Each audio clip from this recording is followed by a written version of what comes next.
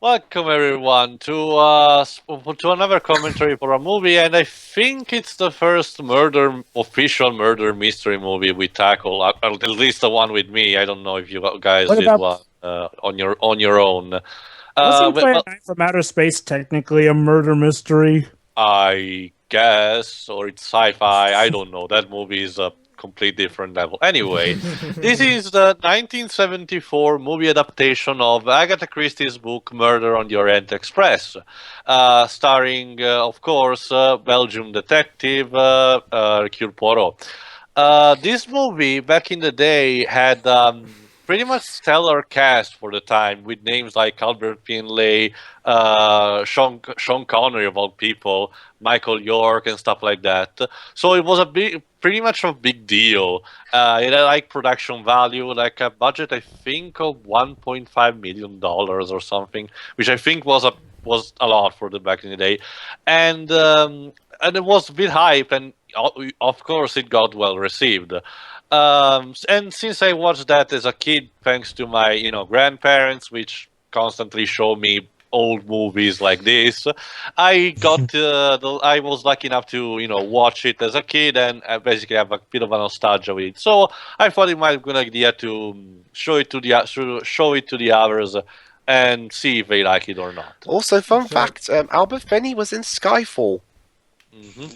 And another fun fact, folks, even if you haven't seen this movie, chances are you've either seen something referencing it or a parody of it, because this is one of the most famous stories of Agatha Christie's Poirot collection. It has been done so many times. Not at levels like A Christmas Carol, but still a lot of. I think there are a lot of there are a lot of adaptations only. This story is pretty well known. Anyway, there's no official logo from the version we're watching, so I don't know if there's an official release. Basically, this was made by GW Films and distributed by EMI Films. So I guess if you're watching from Blu-ray or DVD, there's a logo for that. Regardless, we're just starting right at the beginning. Yeah, right at the beginning of the title credits. Everyone ready? Yeah. Ready. All right, 3, 2, 1, click. John? That's the second movie this week that starts off with a loud, booming opening. Oh, trust me, Jova, in terms of soundtrack mood whiplash, this movie loves to do that. Great. Is it going to put one of the jump scares with the music score? Just with the music, though. The visuals will still be pretty tame.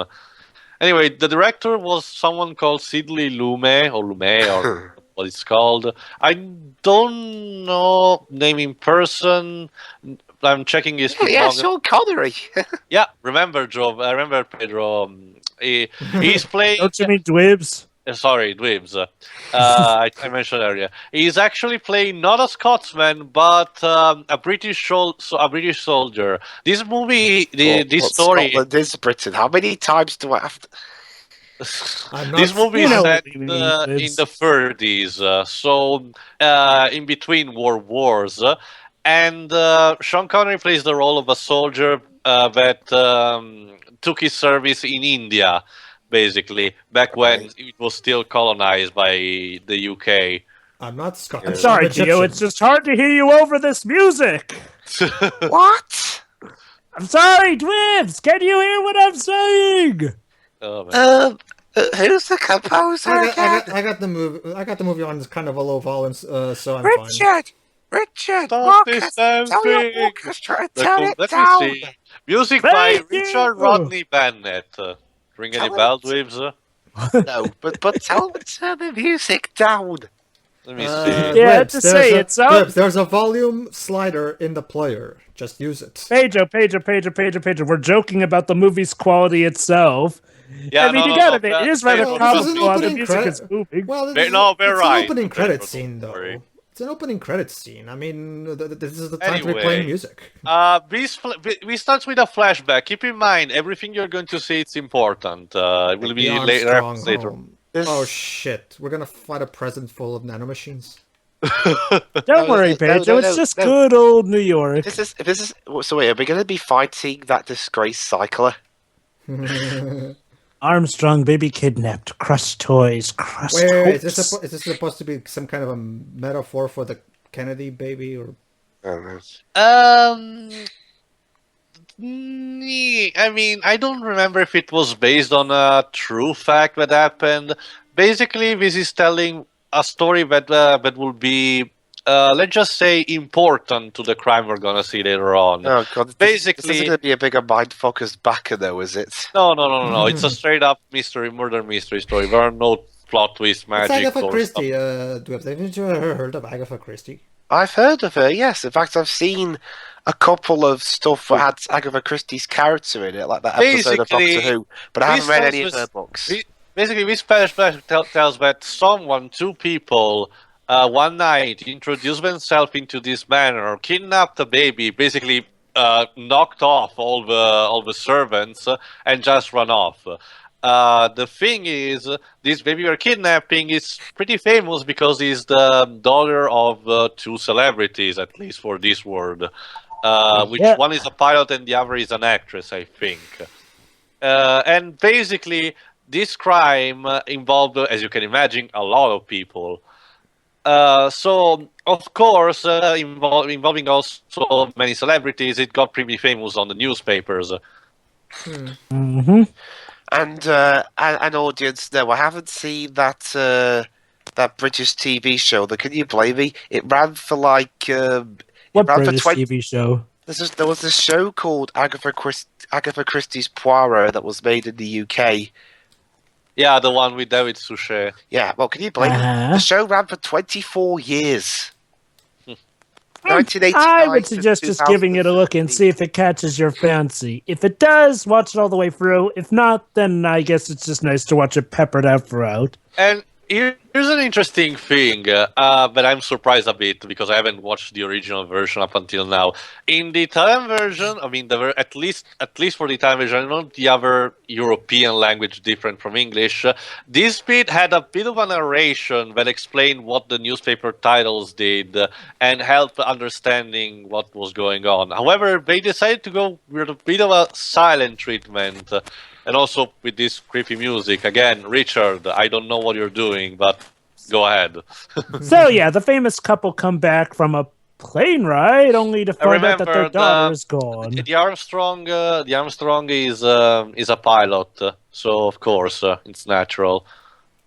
And yeah, they found the body after that because apparently, even though the Armstrong paid the bill that the murderer asked, they still found the body. So now we're on the Asian side of Istanbul. Yeah, we are in Turkey. And of course, much like the 40s depicted, at least back in the day, it's stereotyped as fuck.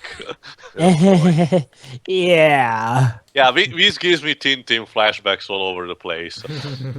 Don't worry, Pedro. As far as I know, there shouldn't be any stereotypical accent, though. So, of course, we start this movie about a story on a murder on a train with a boat. Of course. Of course. What, you weren't expecting that? Yeah, we're getting introduced to the character we're going to see on the train, basically. And this is Poirot himself, played by Albert Finney. Albert Finney, making him sound like that wrestler Finley. What a funny story. Yeah, basically, he just solved a case for Scotland Yard in Turkey, and he just wants to get the fuck out and back home, basically. Yeah. And at least for this trade, he's accompanied by this very annoying policeman guy. Don't worry, boy, he's not gonna stick around for too much. All right.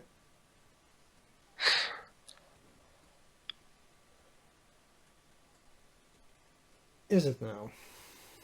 Oh yes, yes it is. Yeah. Very wrong. No. And here's Sean Connery, of course. In true Scotsman style, he starts while he's full of ships. Like, that's not subtle at all. Then again, it's Sean Connery, so you kind of have the get-out-of-jail-free card whenever you have no subtlety with him. Mm-hmm. Mm. Yeah, right. Yeah, remember, this was back in the day when Turkey was still, I think, under the Ottoman. I forgot the name, but basically, a different kind of. I think the remnants of the Ottoman Empire or something. So, well, let's see. The original book was made in 1934, so it was kind of made before. No, even before that, Joe. Even after that, Jova, the story itself, it's set in the 1930s. I don't remember which year specifically. Oh, I know that. That's what I'm saying. It's like, well, it's set in the 1930s, so it's sort of set before that big elephant in the room sort of hit the fan. It's a bit in between wars, basically. Surprisingly enough, they're not referenced. At least World War I is not referenced, nor the Nazis or something that was happening at the time. So it's pretty tame in this regard, especially because everything is contained in the movie. Remember, the murder happened on the train, and so everything stays in the train. The other countries are just barely mentioned here and there. All right. So in terms of actors who have played Poirot on screen, at least, he's had actors like Austin Trevor, Tony Randall, Albert Finney here, Peter Ustinov, Peter Ustinov, David Suchet, and apparently at one point Orson Welles. Mm-hmm. Honestly, wait. Orson Welles was I think it was an audio one. Oh no, wait, it was TV. Never mind. As far as as far as that as Poirot's interpretations, I find one of these movie actually one of the weakest.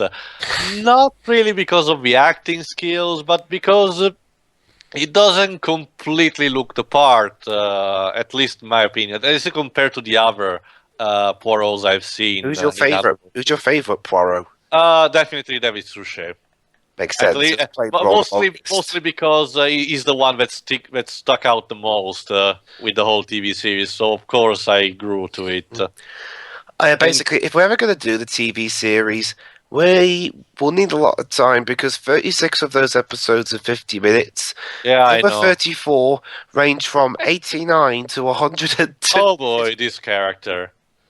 Oh yeah. Who, Poirot or? No, this chap here. This guy is called Bianchi, which is the director of the train itself, surprisingly. However, in the novel, in the original book, he was from a completely different nationality. I think it was French himself, or here he's Italian. Yeah, here he's Italian just because. Hey, because we're Italian. What's he going to do? Is he going to order spaghetti or something? No, he's just, well, as far as stereotypes go, they're just going with the, jolly old, all right, with the jolliness of hugging and being smiling, happy and stuff like that. The Charles Martinet Mario stereotype. Yeah. If you're going to stereotype us with food, I mean, what's going to happen? Italians get meatballs. The Americans get burgers. We get fish and chips. The Portuguese get... Remember the webs. Our stereotype is that we're workaholics. Right. Yeah, the Portuguese get nothing because they don't have time to eat. Anyway, there's a problem. Whereas America, we get everything. What's the problem exactly? There are no more rooms available on the Orient Express for Poirot, so Bianchi has to do something about it. And this is one of the other main characters we're going to see on the train itself. This guy that loves to chew cigars in the Hollywood style. Yeah. Trust me, personal experience, cigars are not smoking that way. Wait, a guy smoking a big cigar. Gee, I wonder if he's going to be the main villain. And this is around that era. Cigars was actually by even the Jova. Shh. What? No, nothing. Don't worry. We must keep the mystery a secret. And I don't even know who the murderer is. And yes, the Exactly. That's what I'm saying. Just because he back in the smokes doesn't mean day, he's the back in the day, the Orient Express was an actually existing train. It was a big thing because it was one of the very few railroad trains that traversed pretty much all of Europe.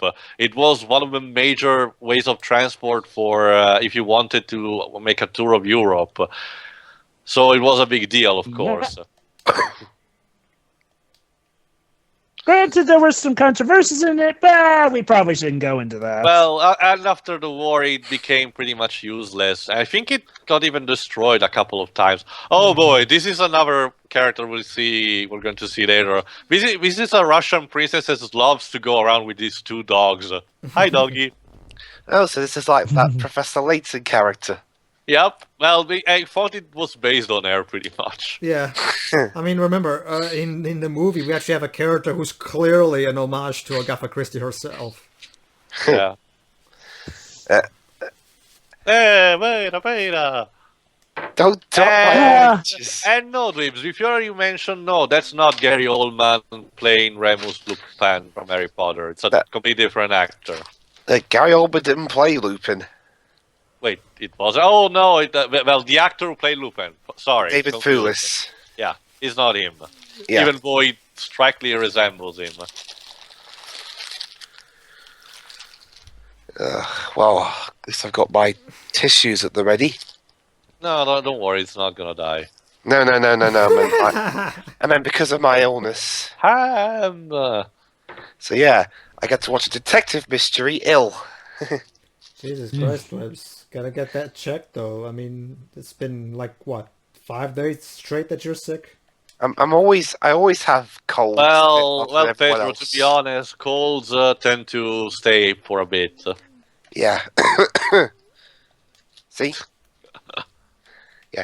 Yeah. It turns out it was the one with... If it turns out that it was the one with the cold who did the murder, then that means I did it, so... There's no one sick on the train waves, even though there's a doctor, actually. Right. If Professor Layton actually was there, he probably... Wow, that guy looks a lot like George Clooney. It's a bit more slim, though. It's Jean-Pierre Cassel. I think it's the father of Vincent Cassel. Yeah, it's the father of Vincent Cassel. If Layton was there, he'd probably have solved this in like 5 seconds. Yeah, he's not some super detective that much, Dwibs. Besides, especially considering how the mystery's oriented.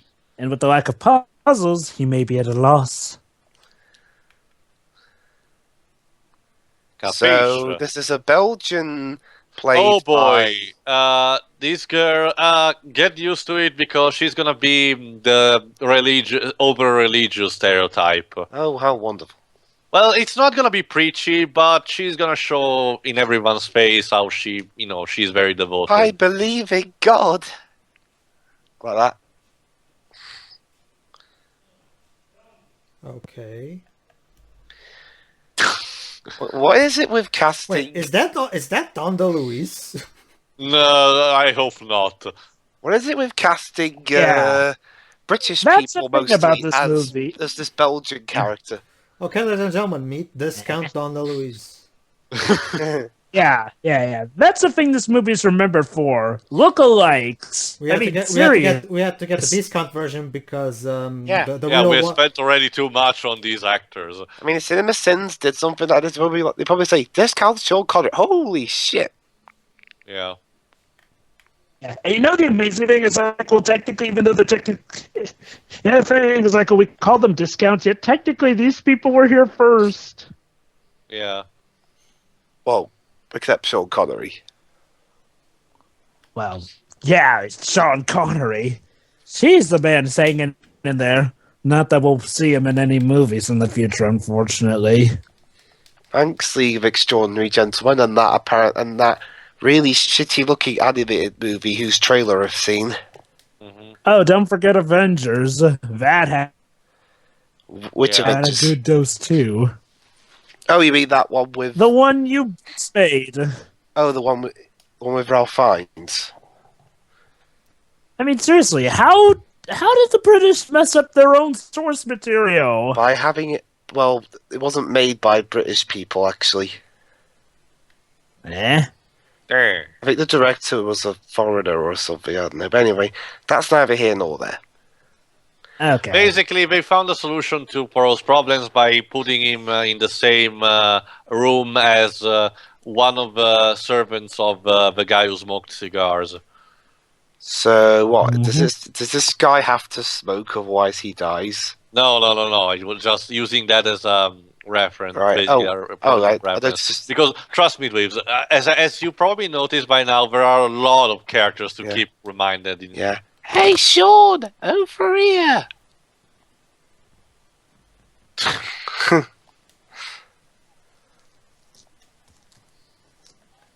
Yeah, too bad. I don't give a fuck. I don't give a shit. Now, please excuse me. I have Yeah, an well, Agatha one Christie thing book you have to read. remember back in the day, the trains were kind of uncomfortable like that. In order to make suitable rooms and have still a car, they had to sacrifice a bit of space. You know, this guy's facial structure makes it look like a perfect guy to play Hitler or something. I know, right? The hairdo too. Hairdo, his facial structure. Oh, and by the way, if you recognize that guy in the room, What, the guy looks a bit like a slightly younger Christopher Lee? basically the servant they just busted in. Yeah. He's the guy who played. I forgot the name. The guy in Psycho, Which Psycho? the one we watched. Oh, alright. Oh, he played I forgot his What's his name. name? Basically, the main guy in Psycho. Oh, and if you love Yeah. and guys, if you love the Star Trek the motion picture, get ready because we have like this 5 minute, at least 5 minute shot of slowly pandering from the train before it starts. Oh, great. Don't worry, Dwibs. This one is a bit more stylish. Oh, I remember. And I remember the guy's name, Norman Bates. Yeah. Yeah. Good stuff. Okay, is this a documentary on how trains operate? Yes. Yeah. Hey, if, by if the this- way, if, you if see this was an Hayao Miyazaki movie, it would be about a plane. You But see, ah, you see, Dwebs, this movie is to trains what Timothy Green is to pencils. By the way, Hogwarts Express, like. Come on, guys, let's choo-choo along with the train. Choo-choo! Yeah, next nuts. up, Paul Sense. Oh wait. Yeah, wrong game. Next stop, Hogwarts, then off to Sodor Island. But how do you? I forgot. In the 30s was the channel between the UK and France complete. No, I think that was around till like the 90s, I think. So yeah, no go Java for train transportation. Sorry. No. What I'm saying to you is, like, first stop, Hogwarts Express. Oh, right, they're going across. Yeah, the- remember Then again, it's Jova. Remember Jova. According to J.K. Rowling, everything happens in Britain only, and not in the rest of the world. They explain. Well, to be that- fair, Sodor Island can be considered in Britain I remember since that. it was a British show. I remember that Fantastic Beasts film, which Rowling is writing herself, is being set in New York. Interesting. Anywho, let me go. So this is taking place in. My memory's a bit foggy currently. I remember Yeah, it's the 30s. I 1930s. forgot. Yeah, it's still the No. in the 30s. I was talking about the locale. Oh, okay.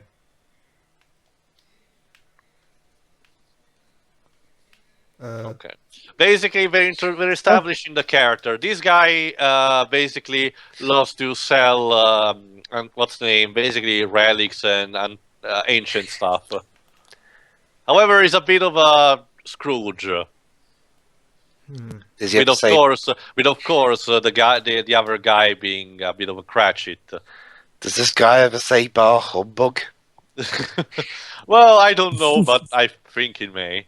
Alright. It could be the type.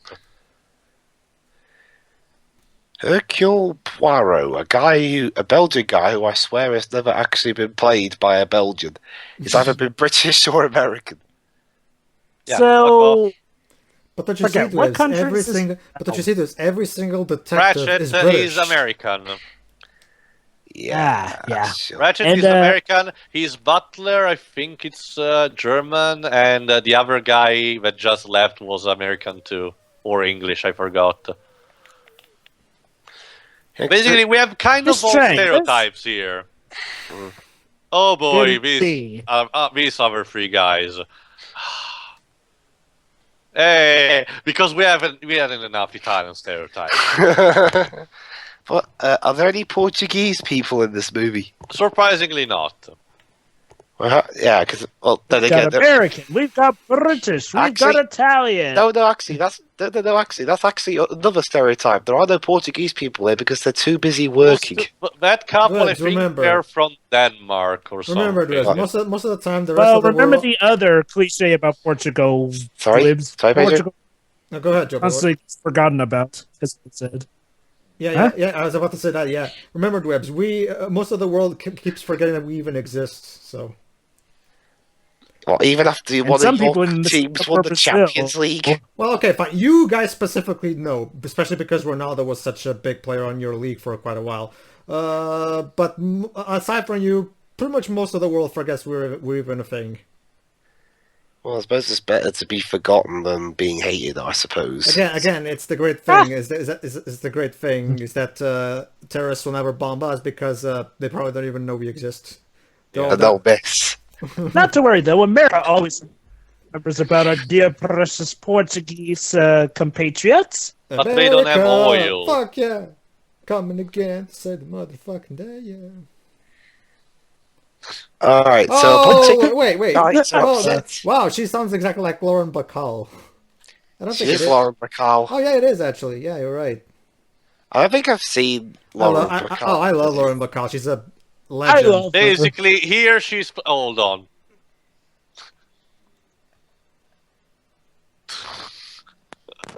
What? The dogs are eating more than she does. Brilliant.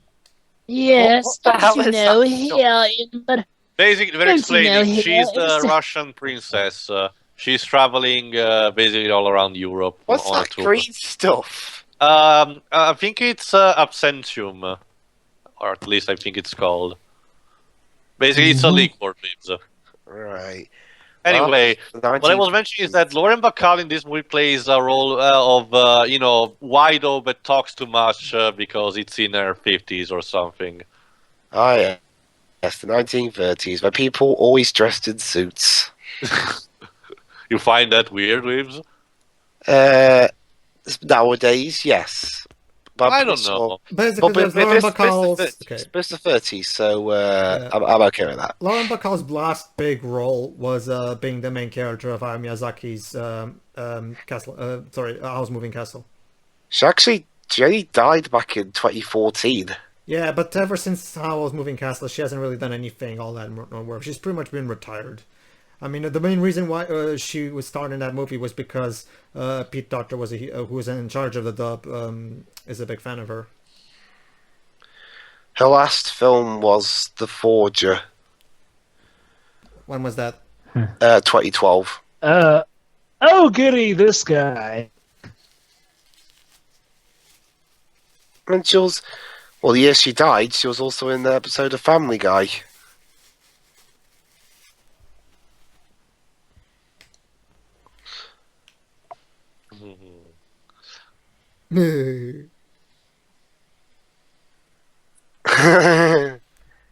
Let's just leave it at that. There, I can never go back. What a great business. Yeah, basically this guy thinks he's being menaced, so he's asking for kinda, sorta, to protect him or something. But Poirot's a detective, not a bodyguard. Whoa! What the hell? No, we're still not in a James Bond movie.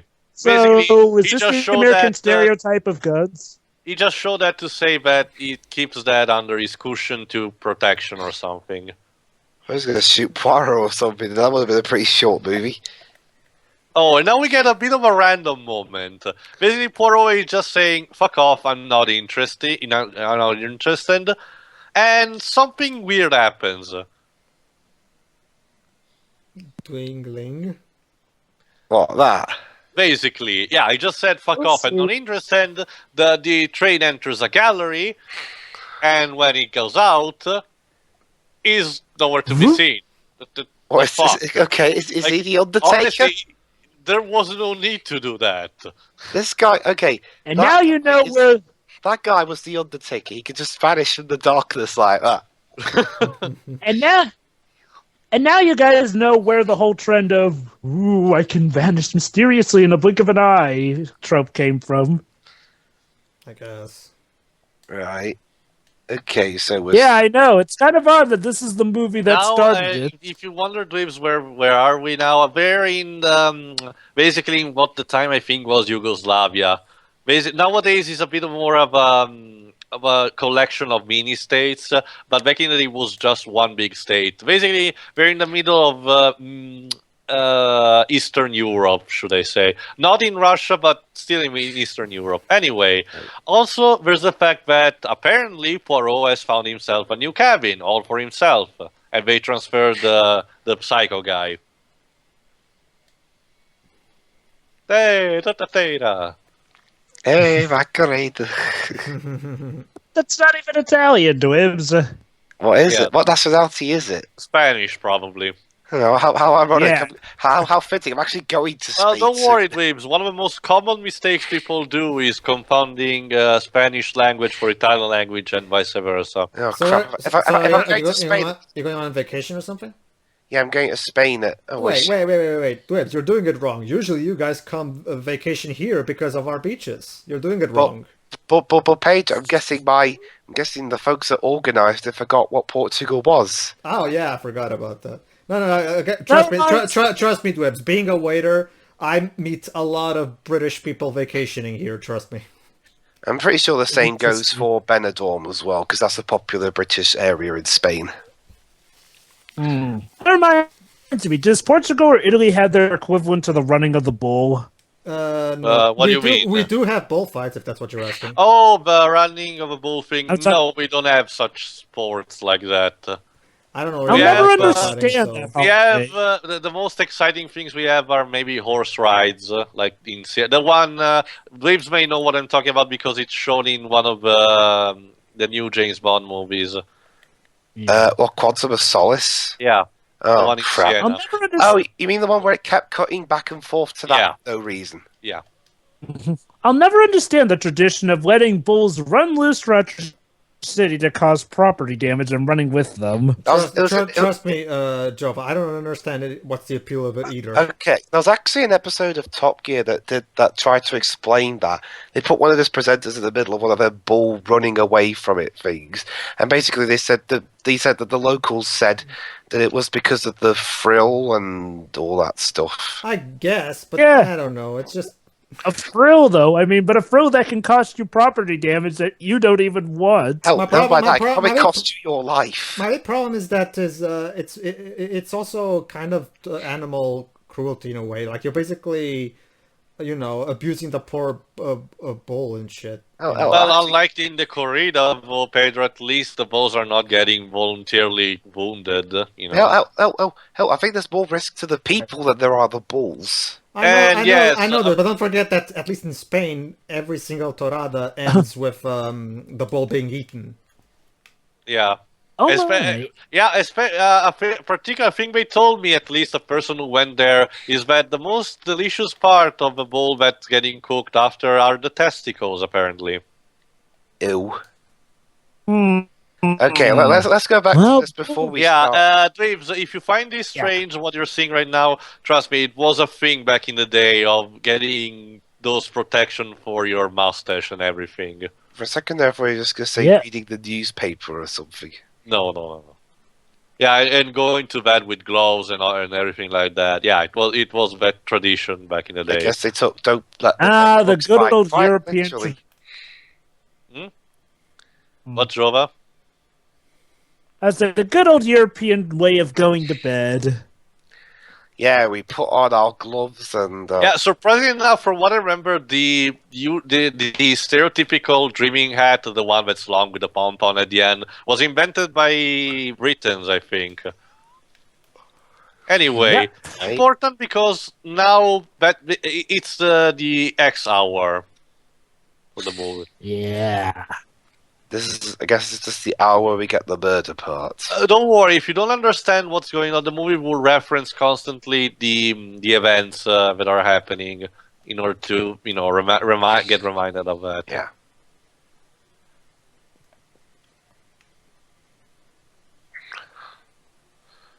All right.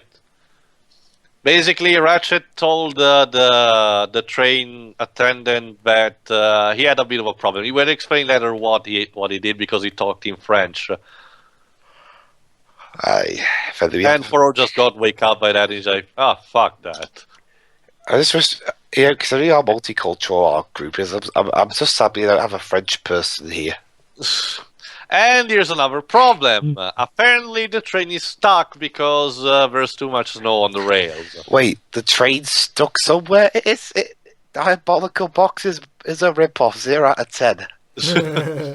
Again, Dwibs, like, you took a lot of inspiration from like- Agatha Christie. And Yeah. Nightmare again. I mean, can I mention remember, this like I lady's said, character Dwibs, in this like I said, movie? Dwibs, the movie itself has a kind of an Agatha Christie cameo. Whatever.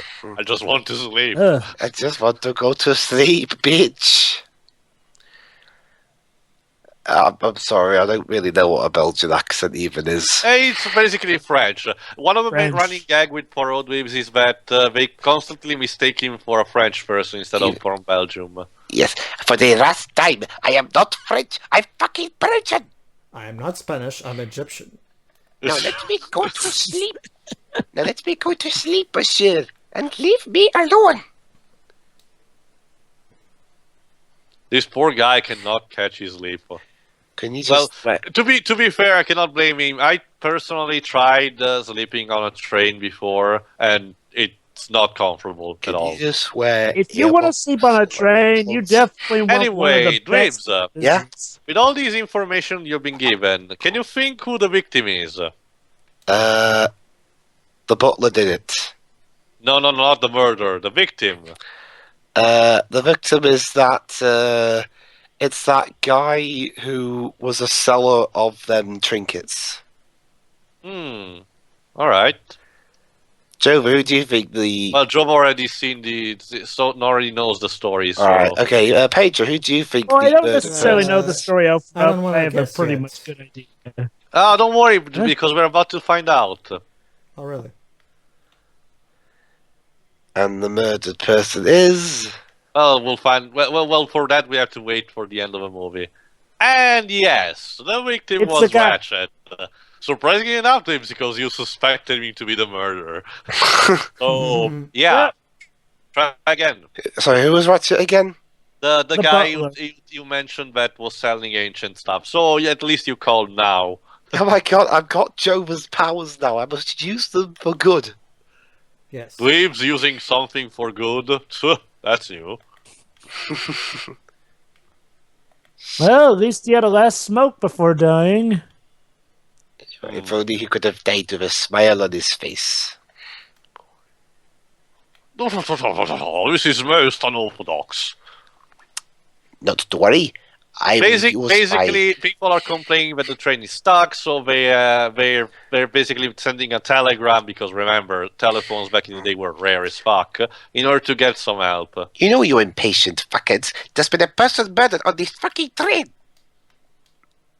And here's our doctor, which is Greek, by the way, and even though it looks like Einstein. Christopher Lloyd. It looks He's like not. Einstein. So A bit, okay, yeah. So let's see. We have a French conductor. We have an American man. We have an English valet. An Belgian. American, Belgian multiple little detective. So socialists. Italians, the maid of the Russian princess is German, so we kind of covered up the vast majority of Europe. Should I mention the other nationalities that we have yet to meet? Don't think there are many others. Anyway, So- basically, we're Hungarian, and establishing there's how a he died. He was stabbed multiple times, but however, each stab presents seems to be with different intensity. Some are heavy, some are not heavy, so it's a bit of a mess. Yep. Okay, Pedro, I retreat what I say. This movie also have accent that are worthy of Tintin. Really? By the way, Tio, as for the guy played by Dennis Quilly, instead of being just Italian, he's actually Italian American. Tio's favorite and- people. Yeah. Oh, even better, he's a car salesman. Yes. Yes, we're gonna From establish it a bit Chicago. later on. Because you can't be more stereotypical than that. Free wonderful strikes. Basically, basically, he's explaining that he understood what the guy said back in the night. He said he had a nightmare, but he said that in French. That's what Poirot noticed. Right. And now basically Bianchi is begging Poirot to, to take the lead of the investigation instead of waiting for the police to arrive, because that way they are basically clearing the mess faster and avoiding potential complications with the police that may, damage the reputation of the train. Yep.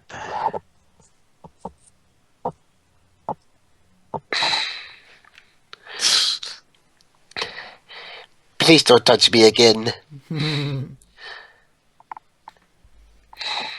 Hey! Oh. Okay. If there's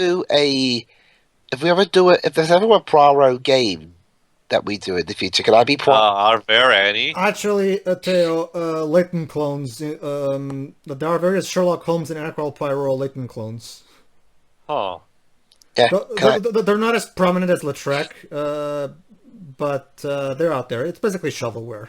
Yeah. I was just gonna say, can I please be Poirot if we ever do any of those?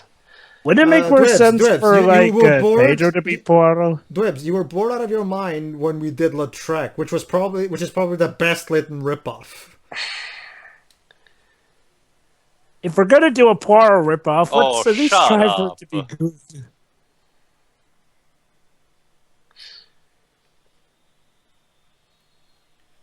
Dun, dun, dun. Oh, hi, Lauren.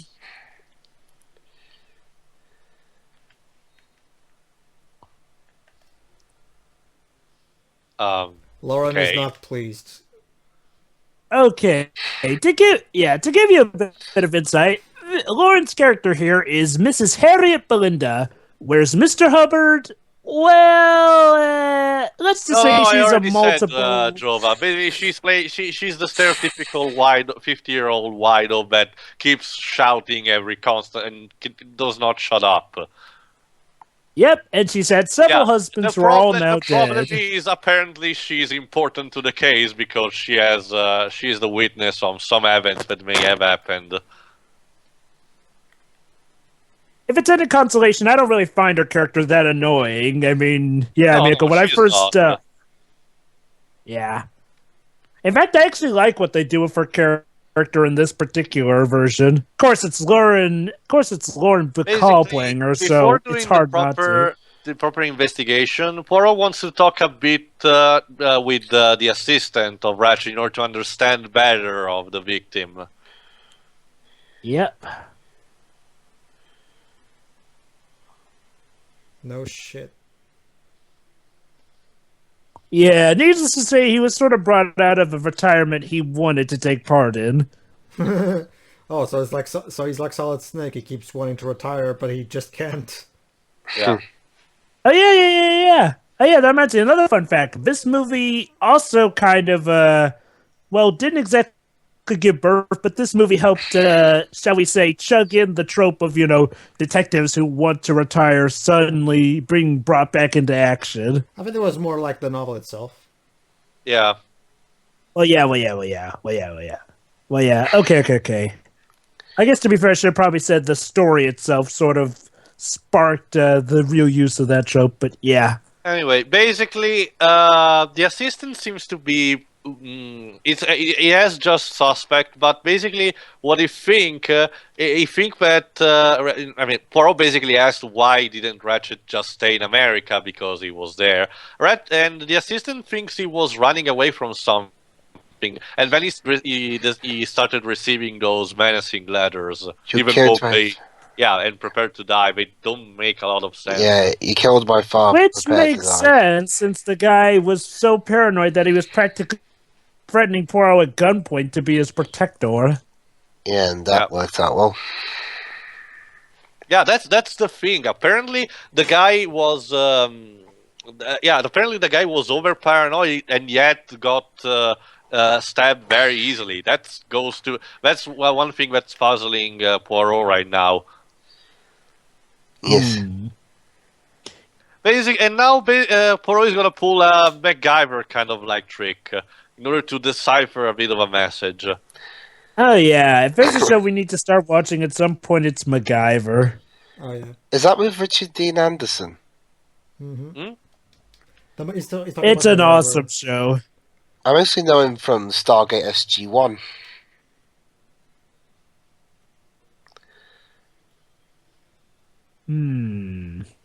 Two murderers.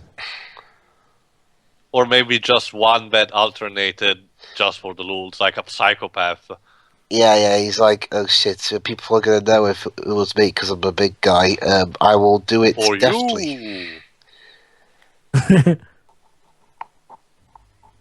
And there you go. That's what was puzzling. Yeah, he remembers that he has the pistol under his cushion. So obviously that means Ratchet was drugged. But remember, the door was locked from inside, so that goes to that's even more puzzling. Apparently, someone managed to drug him, stabbing repeatedly, and then managed to get out, even though the door was locked from the inside. Okay, this is going to sound completely... Probably confused with? Okay, this is going to sound completely stupid, but... Yes?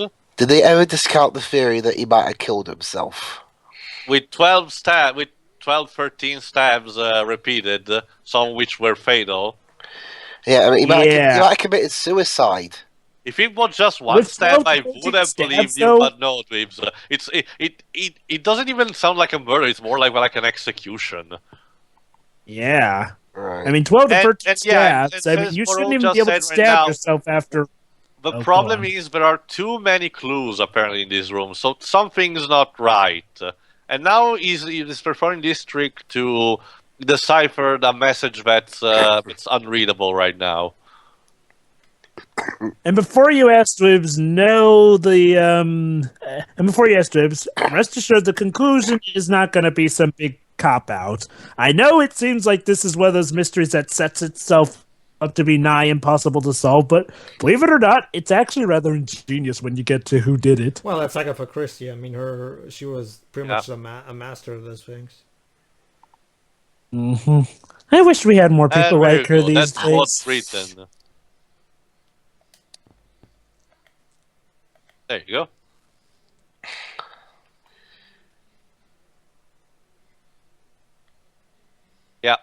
Yeah, World deduced that, and he's going to explain a bit later. But let's just say that Ratchet was not exactly the person he talked us about. A double life, shall we say, he led. Basically, now we're referencing what we saw in the very first seconds of the movie. You know, the whole kidnapping and murder of a child. Has anyone actually been in any of those murder mystery themed parties? Eh? Yeah, in real life? Yeah. Yes. How was that? It was a lot of fun. Basically, you were the murderer, Joker. Yeah, basically, Poirot is adding a bit of information. Basically, after the murder, the culprit was taken.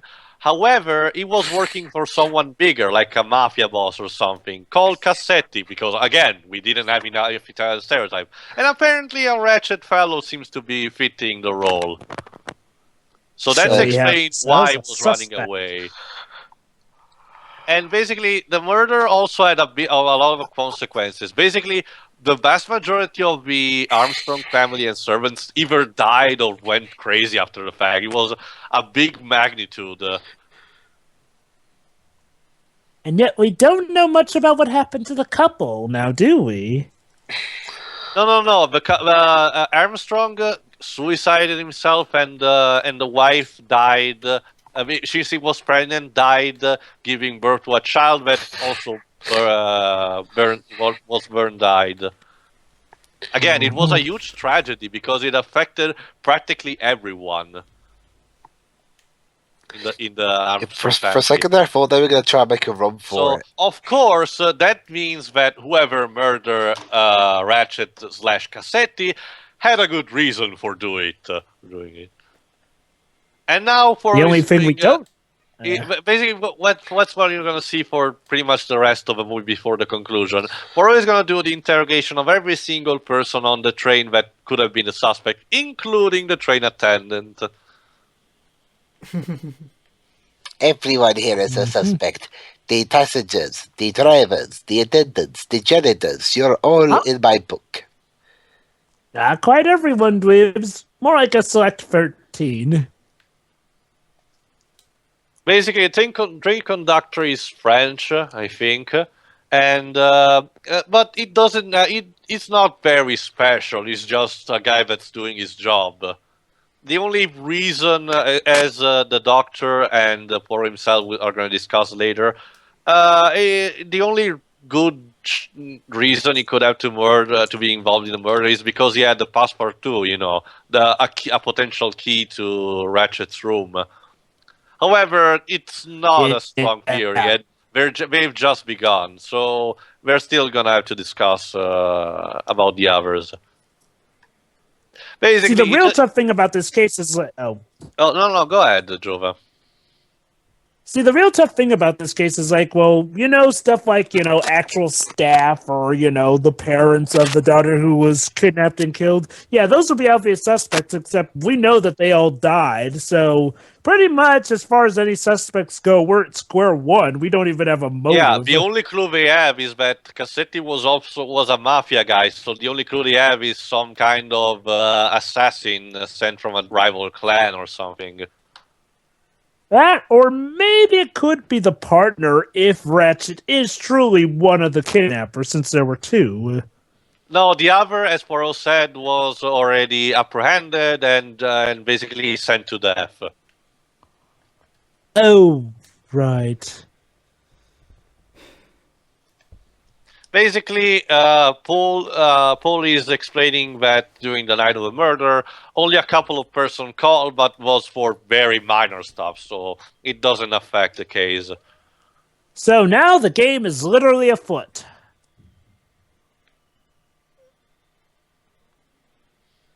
Yeah.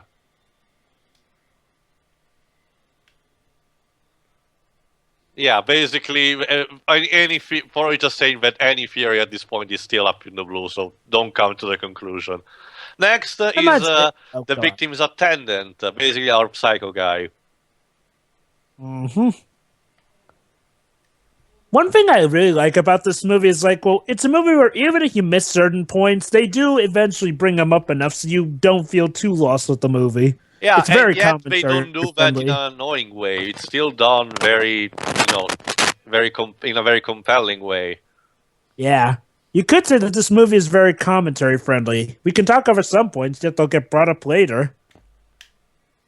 And again, in a subtle enough manner.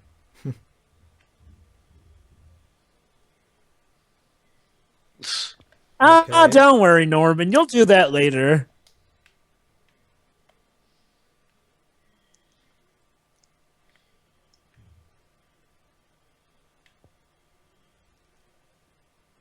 Oh, so we have some sort of starting to have some sort of connection with the Armstrong family. Basically, the assistant was, as he said, the son of the prosecutor who handled the Armstrong case. You can call him Edward or something. Basically, he was very in touch with the wife of Armstrong. Remember, she was an actress, so she basically she saw in him some kind of talent for a theater actor, and that really kind of helped him going over his childhood or something. And that also means he was very attached to the Armstrong family in general. So that gives him a huge connection to them. Huh. This certain actor having a strong connection to a certain female in his life. How fitting he would go on to play Norman now that I think about it.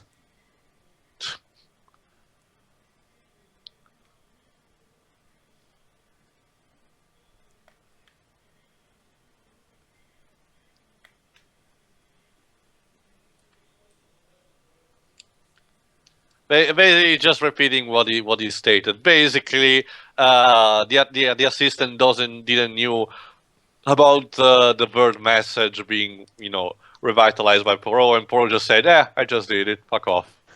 So when you think about it, this is one of those rare movies where even back in the day, if you had to leave to go to the bathroom or something, you'd still be set. Well, that's because it's a murder mystery. Everything must be clear, even for the viewer to understand. Yeah. Yeah, I get that. However, the doctor again. One of the running thing will be Bianchi and the doctor discussing about if the interrogated subject can be the murderer. In this case, the doctor is discarding the possibility because the psychology doesn't seem to fit.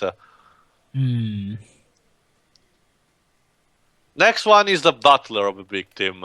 I think it's British because, of course, English butler. Is he played by Sir John Gielgud? Let me check. Yeah, John Gielgud. Ah, think. yeah. I think. Hold on, let me check. Yeah, he's John Gielgud. Huh. Well, so wouldn't it figure? A rich American with a British butler. Of course. Leaves, where are you? I guess he. I guess BRB. Huh. Oh, sorry, I muted myself. Oh. So- Yeah, sorry, I muted myself. Oh, Don't goody. This rambunctious scout here, By played mistake. by... Basically, Anyway, I this was just yeah. I was just going to say, I wonder if this was the movie that invented the whole "the butler did it" thing. Actually, no. But actually, Bianchi I'm the pretty doctor. sure Agatha did it. It's the first thing we're gonna jump on as soon as the butler leaves. Yeah, he did it.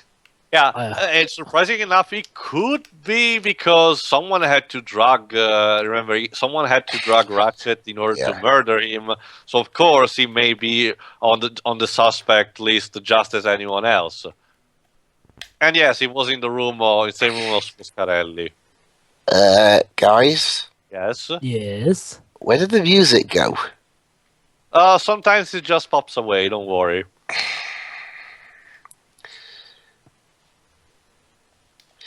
Thank you, movie, for portraying my people as pigs once again. And they're laughing. Don't worry. Okay, let's Poirot see. it's actually a trick for Poirot. He's trying to provoke him to laugh to see if he can maintain his composure. Huh. I wonder if he's one of those Queen's Guardmans. Yeah, I think he actually explained. He's also one that stated service as a military man in India.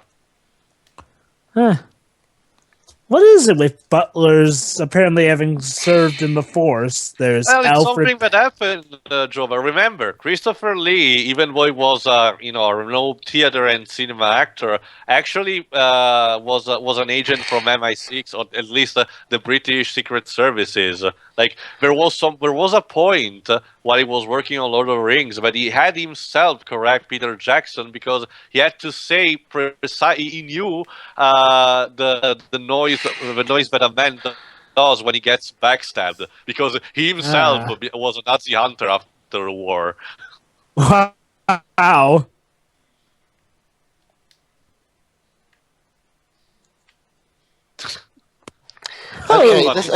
This guy is a cyclo now. He laughs every single time he speaks. You magnificent British men. But you were still learning how to spell your name. I See, was Dreams, we betrayed jumped immediately. It's to always conquer about... killers.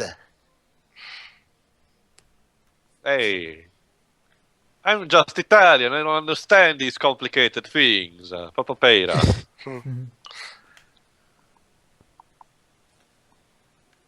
Ah, no. In the meantime, What nationality is apparently the doctor? someone is around. Well, what? Forgot. Which nationality is the doctor? The doctor Greek. Is Greek.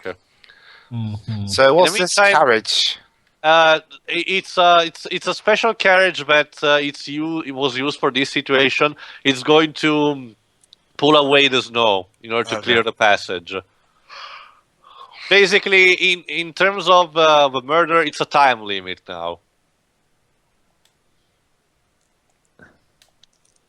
Oh boy! Oh, yes. Next is Lauren Bacall. All right. Don't worry, though. Poirot is already prepared to counter her. I warn you, I am very mastered in the art of stuck-upness.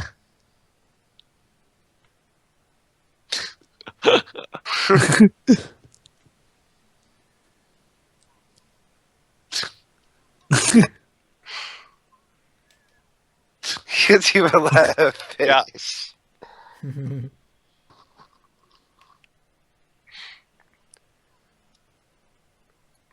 Basically, here's another huge point I forgot to mention. Even though the door was locked from the inside, there was another door that connected Ratchet's cabin with the one of Lauren Bacall's character. However, it was, if I recall, it was closed on both sides, so it's still a murder on a closed room mystery. You can make a skit out of Poirot and what's her name? Oh, wait, hold on. Miss Harriet Belinda. Mrs. Harriet Belinda Hubbard. Oh my god. You can make an entire skit out of Poirot and Hubbard, trying to And we have a clue. trying to talk to each other about the murder, but Poirot keeps interrupting her. Now, Mrs. What's your name? Were you in the room at the time of the murder? Button added to the court Yes, I record. do believe I did was. you did you carry the knife with you? Well, Did no, you make sure to clean the knife? Well, you Where were you see, at the time when you did the murder? Basically, the clue that Harriet found was basically a button, and Bianchi recognized it as one of the buttons from the uniforms of the attendants of the train, kind of like the one that Pierre is wearing. However, is another clue that Poirot found, and I haven't mentioned, a tissue with some kind of letters on it. So he's trying to also find the owner of said tissue. Okay, I've got a theory now. Yes. Phoenix Wright's granddad was Poirot. Drebs, sure, why not? Drebs, we already have a game that tells us who. Oh boy, who next that one is. is the religious. No, Pedro. To be fair, that's his great ancestor. So who knows? Maybe Poirot was also. And yes, About- if you recall, she's played by Ingrid Bergman, apparently. Oh yeah, Who? Ingrid this Bergman. girl. You Ingrid don't know who Bergman, You call yourself a movie fan and you don't know who Ingrid Bergman is. I know Albert Wait, you don't know Finney. who Ingrid Bergman is? I know Albert And Finney. to spice up even more the nationality roulette, she's Swedish, She's Swedish. at least the character. Well, Basically, Pedro, the bear in mind, I idea, can't the watch idea every behind the single character thing. is that she has a bit of a speech impediment. So she had, and she found basically she had a bit of a problem when she was a child, but she found comfort in religion, so that's how she got better. And basically, she's now traveling as a teacher to help other children in need. What if Leighton was Good old Ingrid Bergman. Look forward to seeing her act opposite of Humphrey Bogart in one of the greatest love stories ever. What if Leighton was like Poirot, constantly interrupting people when they were trying to give him a straight answer? Well, Remember, Dwebs, yeah, Leighton is not descended remember, from Luke. A Sherlock. true gentleman does know how to shut up a lady when she's talking.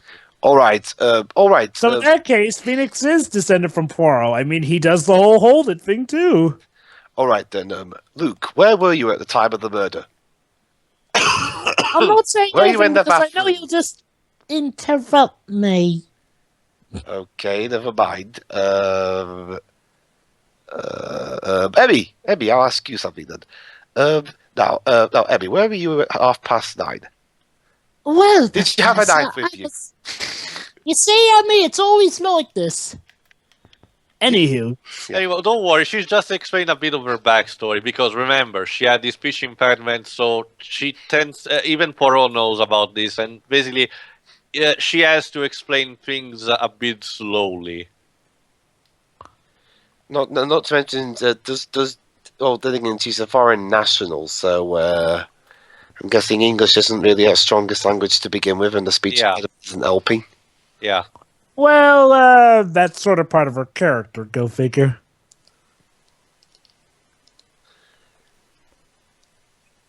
Okay. Oh, I wonder if any of... Basically, Sorry. basically, as you can imagine, she cannot contribute too much to the murder itself. But that also means she's probably not a huge suspect because of how frail she is. Is That said, though, she still remains a suspect, seeing as how one, it could be an act, and two, did they mention her motive here? I don't know. Anyway, What? sorry. Go on. Gee, I forget them. Did they mention her motive here, or is it later? She doesn't really have a motive. But they do come up with a possible motive, I recall. Well, the only closest thing they had is that she may have had that what's the name? That huge towel with the dragon we saw a bit earlier. And, anyway, I was just looking up the screenwriter of this film, Paul Den, D-E-H-N. He's actually got a pretty big resume. He was part of the writing team of Goldfinger, and he also wrote the Planet of the Apes sequels. Paul Den, definitely one of the big-time writers of our time. And as you can see, this movie was a big hit. With just a budget of $1.5 million, he scored at least $19 million on the box office. Which is well, this ended up. Well, it's more than the Deku, more than 10 times, pretty much. This was Paul Den's last script. He died 2 years later. Yeah, Paul Den was a fantastic writer. He was box office gold in his era. So yeah, basically we didn't conclude too much on this, but Poirot seemed to have gathered still something, so not useless. This woman could. One thing you should remember, though, is that it's the couple time. No.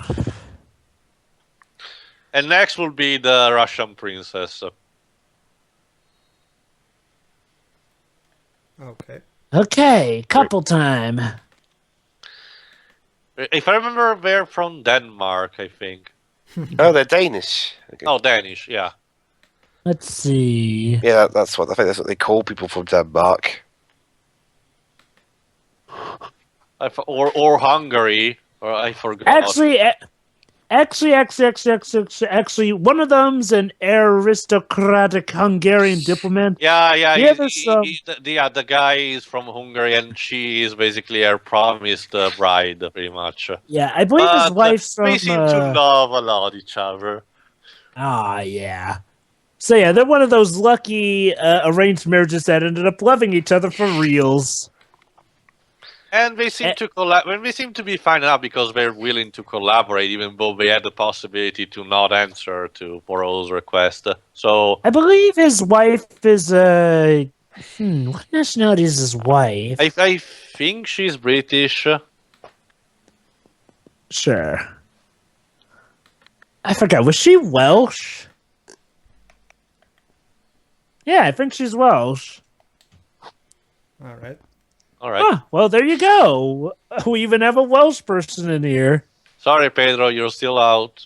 Yeah. So now someone who isn't even here is having their country represented. Don't worry. Yeah, pretty much the only stereotype that doesn't be represented here is pretty much Spain and Portugal in general. There's no, at least we are potentially covered from pretty much and the rest Wow. of the world. Wow. So it's not Funny just, how they even so it's worked not in the just- American stereotype of guns. So it's not just Portugal they're missing now. They're No, missing but- Spain. Don't you see, Theo? That our stereotype is that we don't is that we're never stereotyped by media. That's our stereotype. You're anonymous. Brilliant. Basically, the thing. So His they were the interrogation reason was very that, short because they didn't do much. They were always in their cabin. The thing is, the only thing weird was that one of their passport was covered up. One of the passport was covered up. Had the writing of a wife covered up. Yeah. So that was a bit strange, but pretty much irrelevant to the case for now. I wonder if his wife comes from that town that's incredibly hard to pronounce. Lamfari Spiririgo Gogoch. Whatever. Yeah, that. I still don't understand Welsh logic behind naming series. Most people just call it clamfare. Oh. No, clamfare.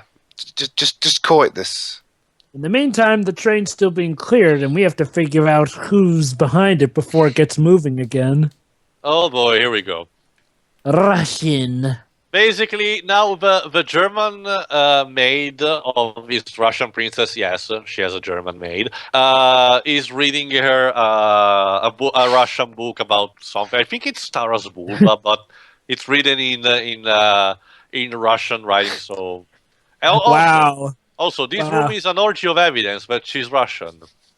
Wow, a Russian princess with a German maid. The irony. I know, right? Also, that nose. Oh, hi, doggy.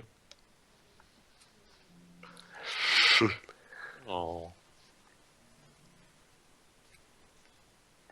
Here in Soviet Russia, dogs sit beside you. Also, hair traits are one of the typical traits of that Agatha Christie used for a lot of the characters in her book. Agatha Christie was more independent as a woman, so she tended to have a lot of female characters in her book that were had a bit more masculine traits or were more independent, and sometimes were hinted to be bisexual or lesbian.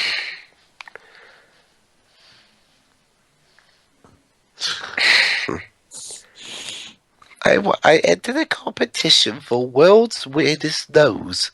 I came second place. Yeah. So, Yeah, basically, the elephant in the room is that she could have not possibly have killed him. Because there we go. Take the doggy. And yes, this Russian princess is in fact being played by the legendary Wendy Margaret Hiller. She has dogs, therefore she didn't commit the murder. Well, honestly, James, look at her. She's too weak. However, she's very important to the case because she was hugely connected to the Armstrong family. So, of course, Poirot is trying to snatch some information from her. And unless the weakness is a facade, then yeah. Yeah. If there's one thing you gotta remember in this movie is like, well, the people will try and play tricks on you, whether they're innocent or not.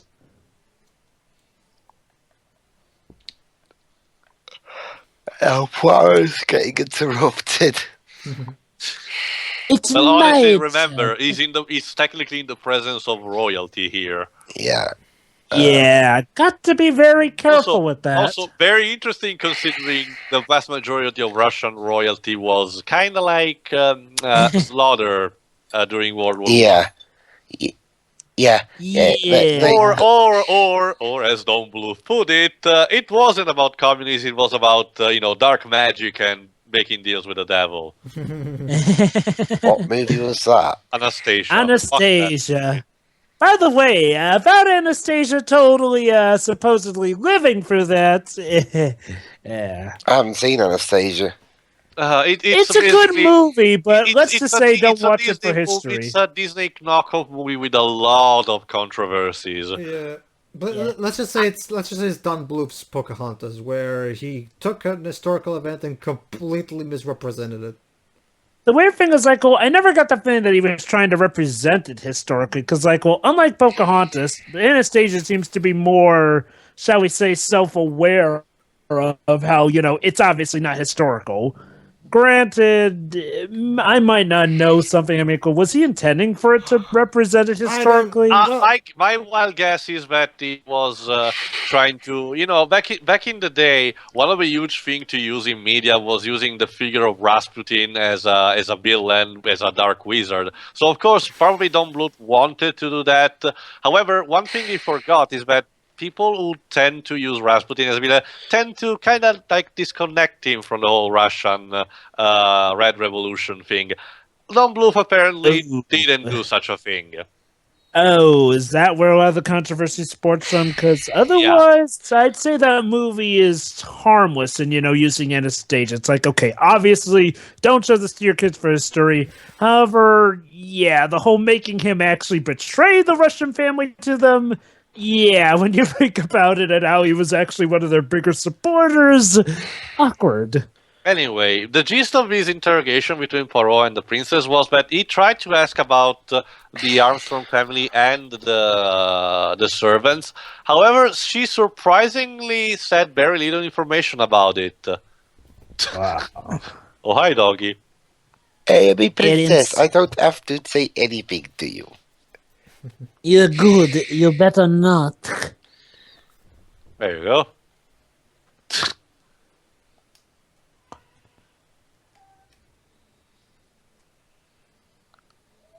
Sure. I'm sure we won't have to Before the next interrogate you ever interrogation, again. Poirot is gonna try to talk briefly to the German maid. Okay, I think I might have figured out why Tio considers this guy playing Poirot to be the weakest portrayal of him. Why? He kind of has the same tone of talking throughout. Well, I cannot say Dreams Remember because this is the first time I watched the movie in the original English language. I wouldn't say it's so. Oh, that might explain it because from what I've seen in this movie, this guy is pretty good. But what I was about to say is like, well, I can see why you might consider him the weakest, if only because he's compared to a cast who is obviously having boatloads of fun with their respective roles. Hold on, important clue coming, and boom. Remember, we have found before a button that belonged to a conductor's uniform. So, of course, this is another great important clue that may identify who was the murderer. Bingo.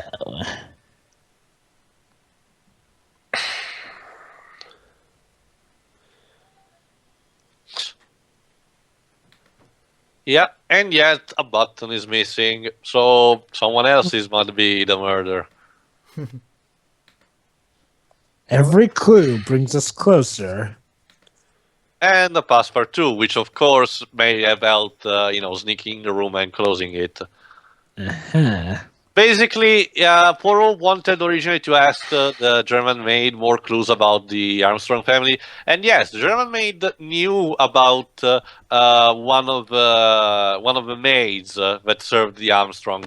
The problem is, said maid was one of the victims of the huge trauma conga line thing, because after the murder, she was accused she was found guilty without any kind of proof, and for the desperation, she basically threw herself out of a balcony. Yeah. By the way, could you guys give me a timer? I kind of... 1 hour, 15 minutes and 20 seconds, 21, 22. Alright, Go ahead, I'm at 1:17:06. Just so Okay. Oh, okay. 1:17:06. Okay. Basically, this is just for fucking around a bit with the maid. So nothing Yeah, I can completely important. French opposite German. Me oh my. The pre-1930s where you know what happened. Remember, Jova, this movie was made in the 70s, so it was still an adaptation of a book, so it was made with a lot of hilarious in hindsightness. Yeah.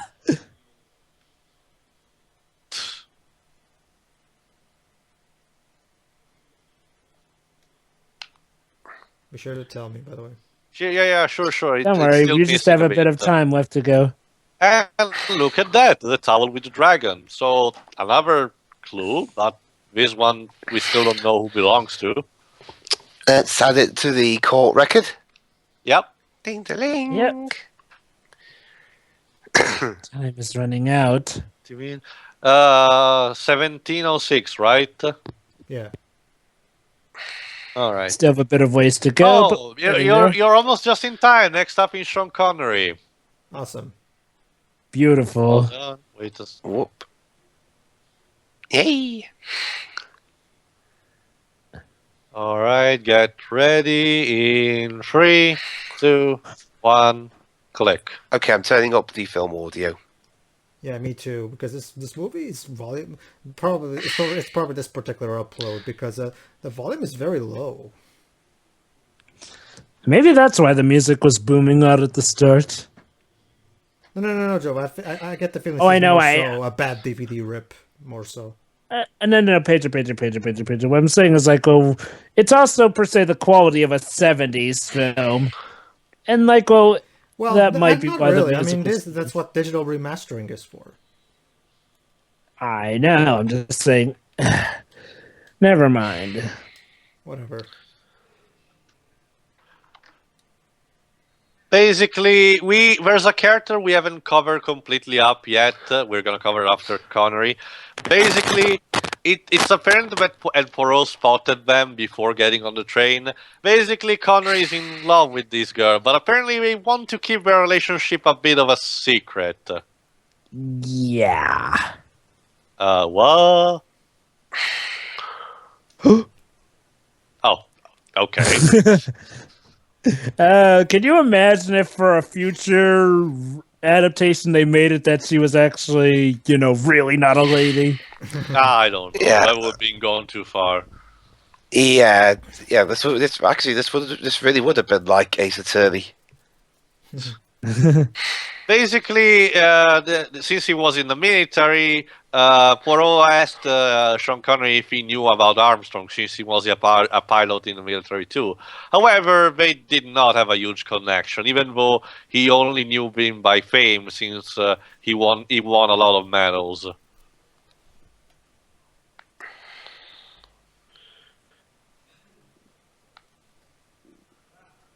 Let's see. Basically, he's explaining the acronym about the medals.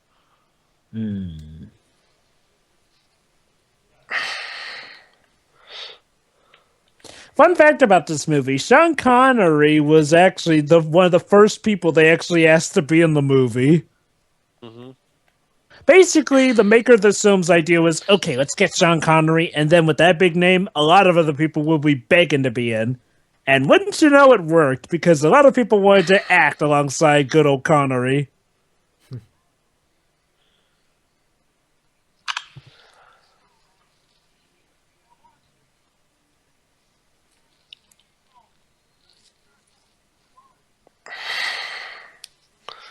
All right. Let's see. True.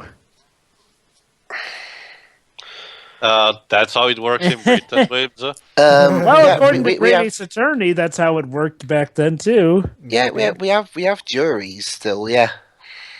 No, but I mean by 12 specific people. I don't remember it being specifically 12. Yeah. That was how it was back in the day. Again, more hilarious in hindsightness. Yeah. You find that weird. Like, just to give you an idea, back in the 90s, we had here in Portugal, we had a TV show called The Judge Decides, which was basically real trials being broadcast over the TV for no other real reason than aside from, hey, you get to watch an actual trial live. And it was but it was never murder stuff. It was just property disputes. Tell me about it. Nowadays, we are getting that kind of show practically every single day. Yeah, America's Judge Judy. We've got Judge Rinder. I haven't had. Oh, we like have that. more than just Judge Judy. We have Judge Rooker. We have Judge Brown. Anyway, one of the clues they found was a pipe cleaner. So They thought it was about Connery, but that's a bit improbable. Anyway, And then, next it's time for is this one. the British teacher they were talking about, which apparently is in love with Sean Connery's character. However, let's just say that Sean Connery is not done completely. Oh yeah. Well, yeah, I mean, you cast Sean Connery, you got to do something with him. Well, of course. Again, Sean Connery was sort of the driving force behind getting actors onto this movie. Oh.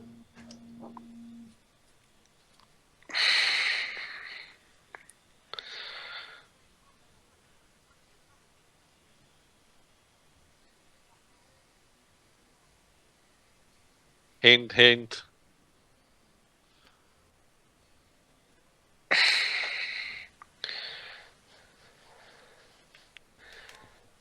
Hint, hint.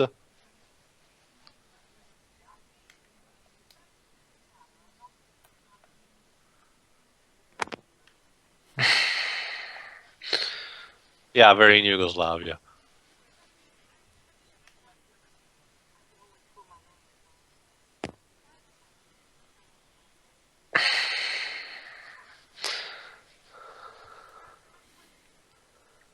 And there you go.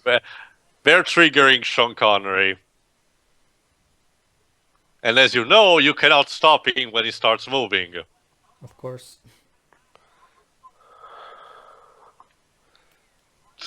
Pa!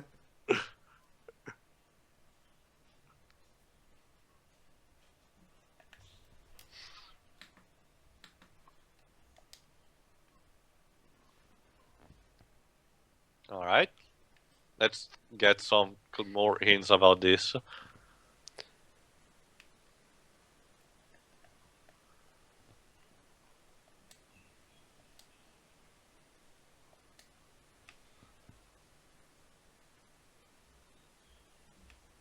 All right. Aye, aye.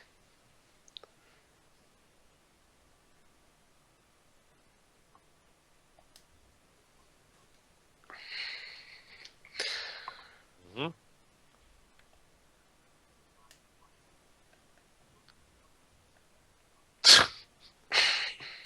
How shitty taste! You're married with Sean Connery, and you say you're bored. Jesus. Of course.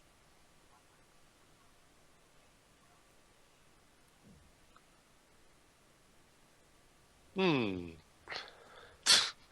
um.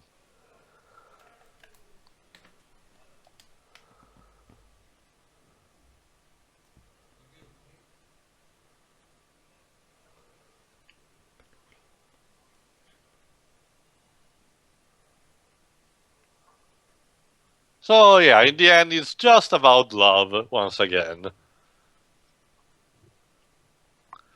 The problem is, yeah, it's not really relevant to the case. So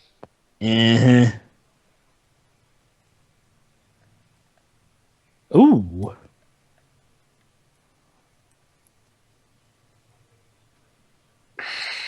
Oh. oh, how cute. How lovely. Aw, don't you just love like this? Oh yeah, totally. I think But honestly, I cannot blame Sean Connery's character. Like with a wife like that, yeah, he has all the rights to I do this. think I'm going to be sick. I forget, who's his wife? Huh?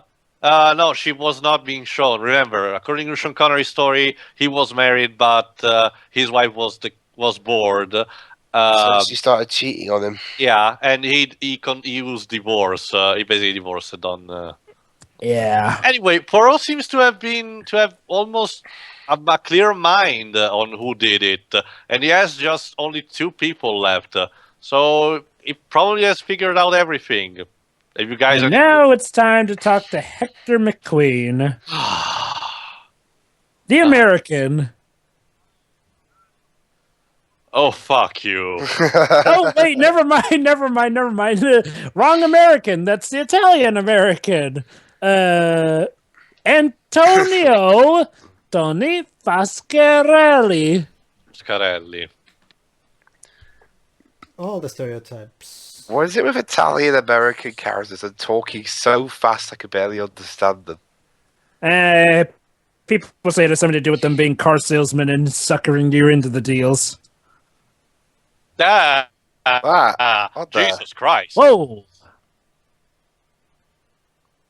Well, Secrets. hi, Lauren. That wasn't We have creepy at all. another clue for the court record. You know, you seem to be providing us with quite a lot of clues, Mrs. Hubbard. I wonder if this is what inspired Cluedo or something. Well, yeah, classic murder mysteries inspired clue. Yeah. And yes, Yeah. it's Cluedo, not Clue. Yes, I know, it's Cluedo over there. Yes. Yes, it is. Although, why would you out on the dough? Sounds better. It sounds because more. we're fancy. It sounds more fancy. Yeah. Especially because we don't use, well, at least non-English country don't use the word clue for clues. Huh. Interesting. Yeah, basically, with this proof, Poirot seems to have figured everything out.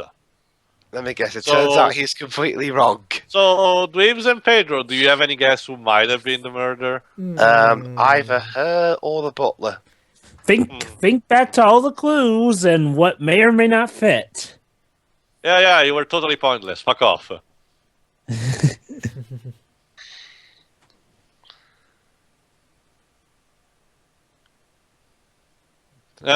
Thank you. Jesus Christ. Basically, remember, he was in the same room with the butler, and apparently, according to this testimony, the butler never moved. So, Dweebs, you are a bit of a short here. Actually, now that I think about it, Grady's attorney does have a reference to this. Connery didn't really seem to. And now we have the last character, which is probably the least developed because he's spoken like 2 lines up until this point. We know nothing about it, and yet he's the vital key to everything. Trust me. Actor McQuaid. Yeah, playing. Well, I'm not calling Booker DeWitt, but as he is about to say, he kind of has a job like Booker DeWitt. He's played by another legendary Yeah, actor, he's a Anthony Perkins. Pinkerton agent. Yep. Apparently, he was supposed to be the bodyguard for Ratchet, but yeah, he kind of failed. Oh, then never mind. I guess this is Cyrus B. Dick Hardman. And now Poirot is going to play a bit of a trick with him. Did I tell you I was also a magician? Yeah, remember, this was the photo that the German maid gave to him.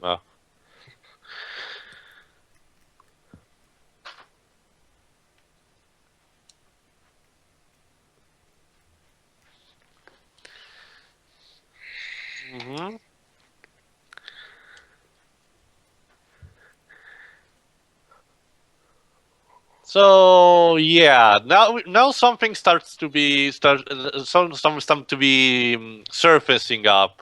However, Poirot is about to do his usual big speech near the end to reveal who the culprit is. Does he point to him and say it's you? You'll see. Sorta. But remember, Dave, Nice Leighton and had fast. to do that from someone. Yeah. Oh, there's the music. What wonder what that was. Basically, remember all the things that has been shown now. Remember, everyone seemed to have a sort of an alibi. However, there are some incongruencies here and there, and some of the suspects were connected to the Armstrong family, so some of them may have a motive. The culprit Okay. is somewhere around us, and that Yep. person is you. Sorry, I got that All wrong. right, It here we was go. you. Typical. Okay, here it comes. Typical. Professor Lincoln's solutions are always full of holes.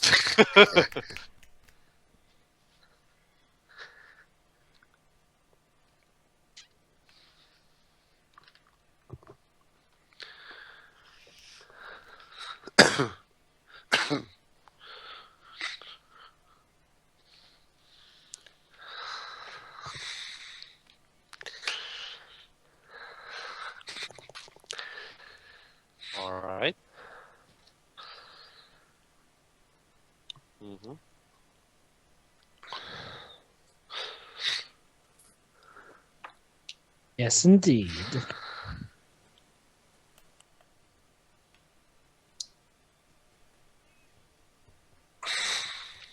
All right.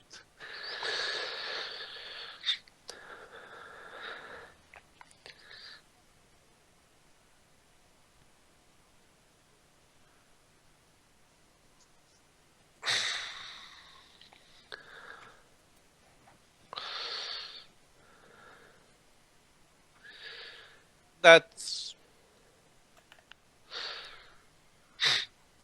Okay.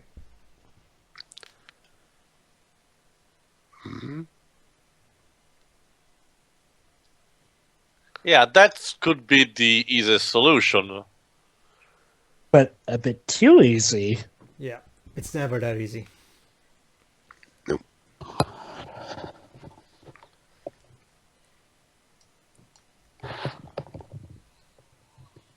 Get ready, Dweebs and Peter, because this is gonna be getting a little bit complicated.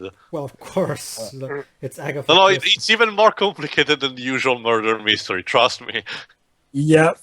No, I'm familiar with Agatha Christie's work. Oh, no, trust me. No, This no, is no. complicated than a lot of her usual Anyway. works.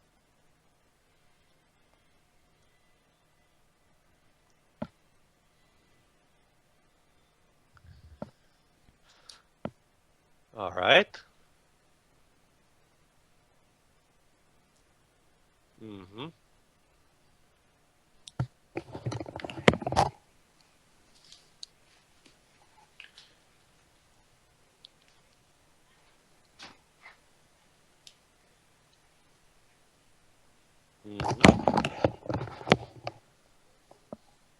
The emotions and shit. I wonder, what if David Cage tried to do something like this? The damage weapons of emotion can sometimes cause. Ooh!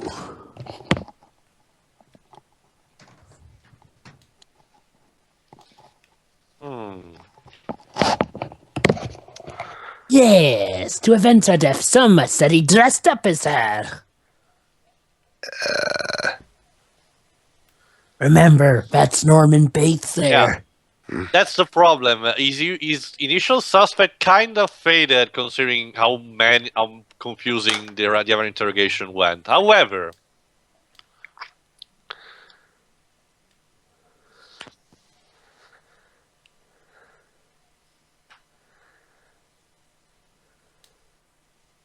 Mm-hmm.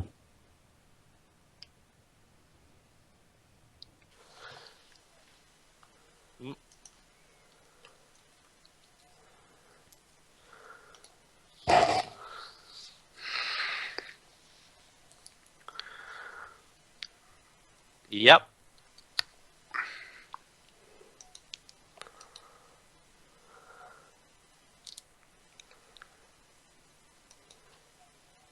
He's got her number. Yeah, the point is, the princess kind of like lied on purpose, but with no reason whatsoever to do so.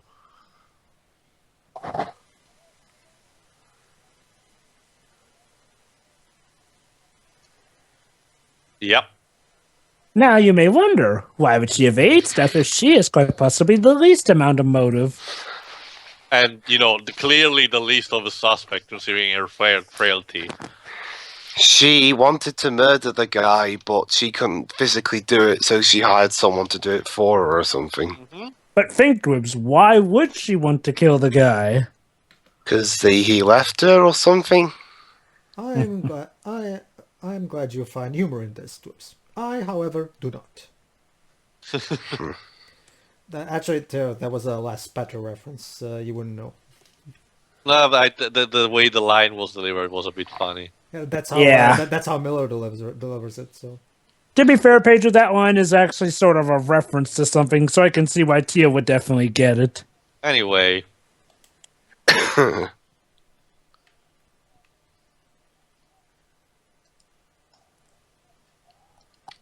So, of course, there was a question she could not lie about.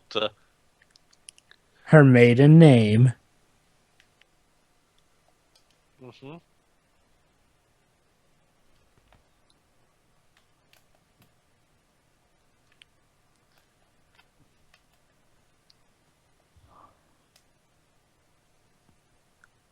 Yeah, apparently we're Ladies and someone else gentlemen, we connected have to a the double Armstrong. connection. Yep.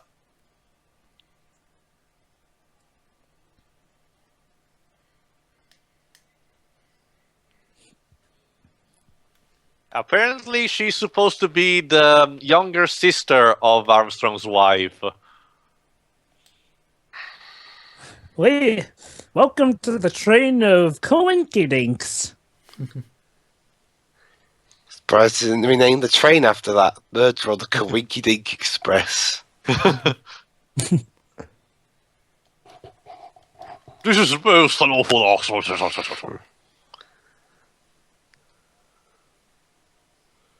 Yeah, shush. Shh. I'm hiking here. Now be quiet.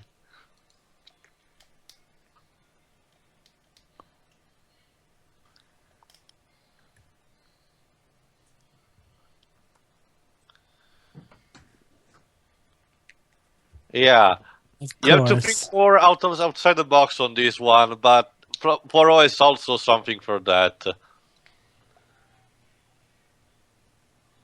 Yeah, it's about how Russian language is written.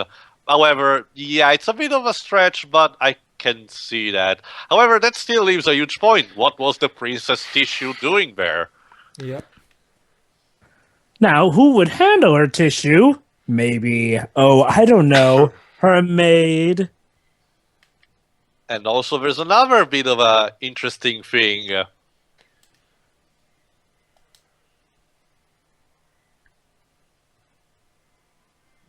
Yup, apparently even the German maid was connected to the Armstrong. Start to sensing a pattern? Mm-hmm. Well, honestly, I really do suck at keeping up with these kind of stories, so... Well, the gist of it is apparently, one by one, everyone seems to be turning to be connected to the Armstrong family somehow. Everything is connected. Yep, but in this case, it's more valid than ever.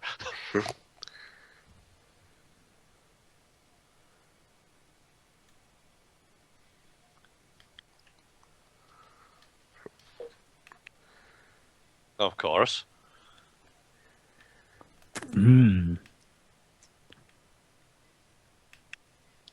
What a devotion.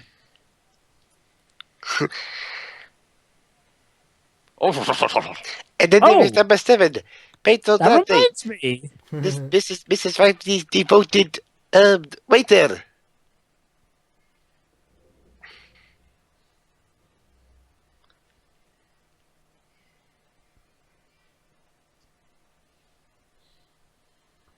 Yeah. Again, this is a bit of a stretch, but makes sense.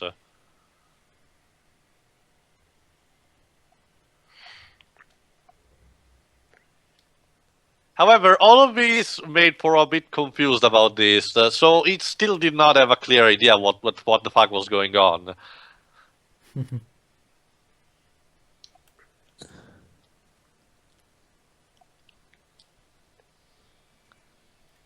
Let's see. Now let's see where Connery fits in here.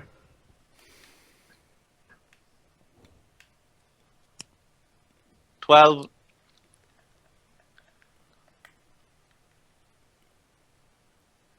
Bingo.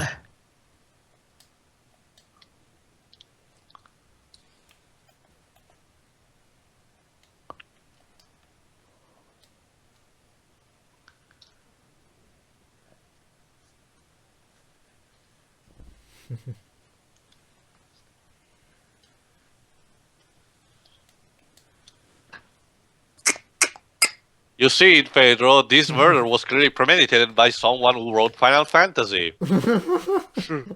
Because remember, every Final Fantasy numbered as a huge symbolism on said number. Yep. Well, I guess, yeah. It's not in a negative way, so don't worry. No, I Unless mean, it's 13. well, actually, 13, milk the 13 thing for all it's could worth. 13 chapters, 13 days in Lightning Returns. Exactly. That's why it says, 13 is the one negative example. And what 114 did. Anyway, the role of the last guy, of the Pinkerton agent, is a bit explained now, even though you may have guessed. basically, he was before joining Pinkerton. He was just a simple cop. However, as Poirot is explaining, basically he happened to, get in love with a certain person that was working for the Armstrongs, which coincidentally appears to be the daughter of a train conductor. Yep.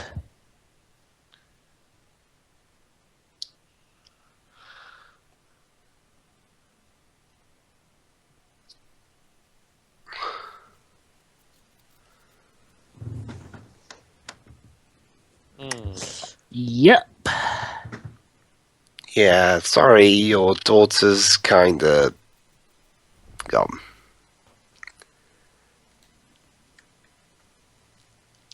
So yeah, more and more people connected to the Armstrong.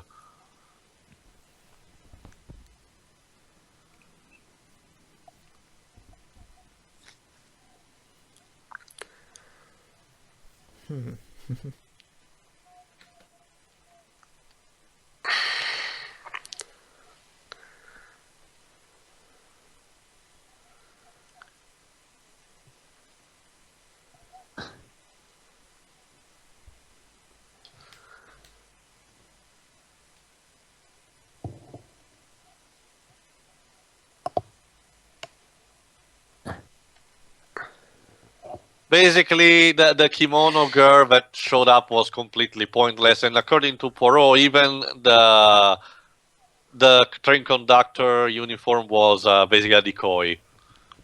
All red herrings. Trying to create another mystery.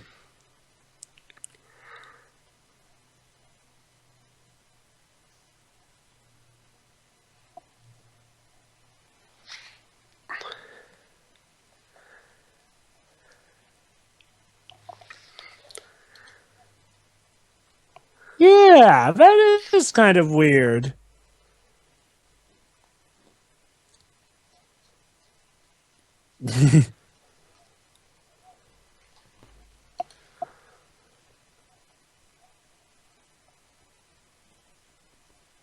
So yeah, apparently Caretaker. Poirot's is kind of thinking she has been traumatized by the event, and that's how she got her speech impediment.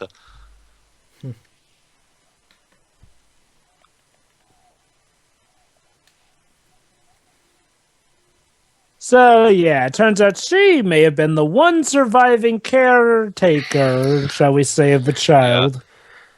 Not just the only one, apparently. Mm-hmm.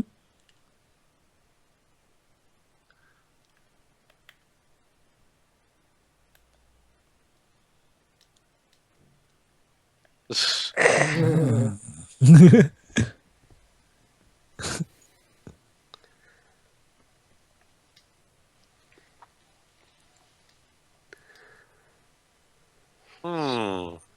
Aha. Uh.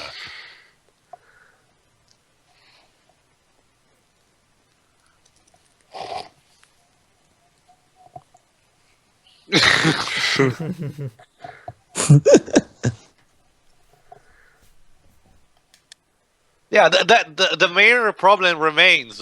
Regardless of these facts, every single interrogated suspect kind of either lied or went apeshit. So without any reason to do so. So that's what's puzzling for the most. Up Yeah. until, well, he kind of got it. Mm-hmm.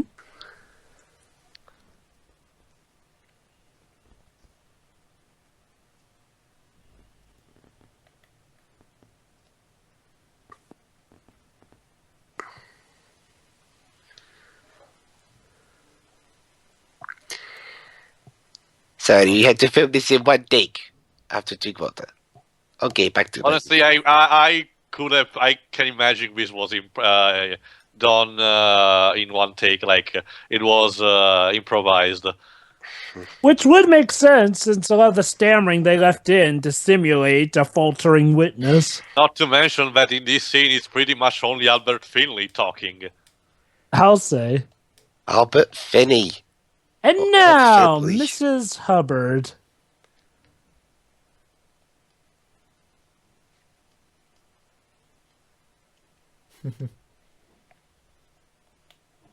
Yep. Apparently, she was the mother of the Armstrong's wife. Dun, Yep. dun, dun. So yeah, Pretty she all much of a sudden everyone got a was big connected one. to the Armstrong, and therefore everyone could have a perfect motive. Well, I'll be there.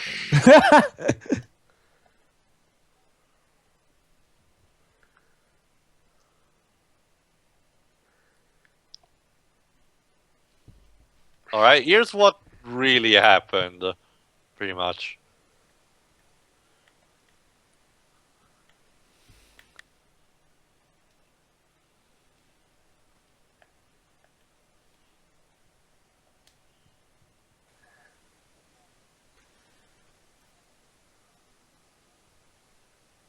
All right. Someone's tapped the drink. Yes.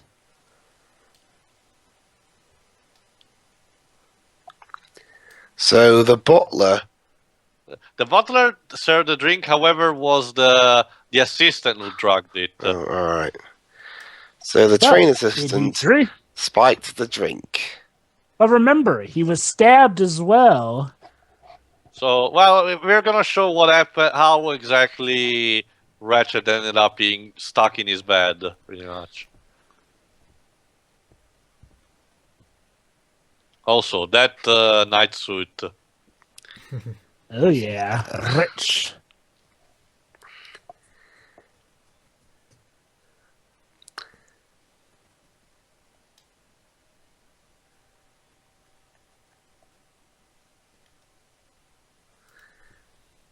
No, don't.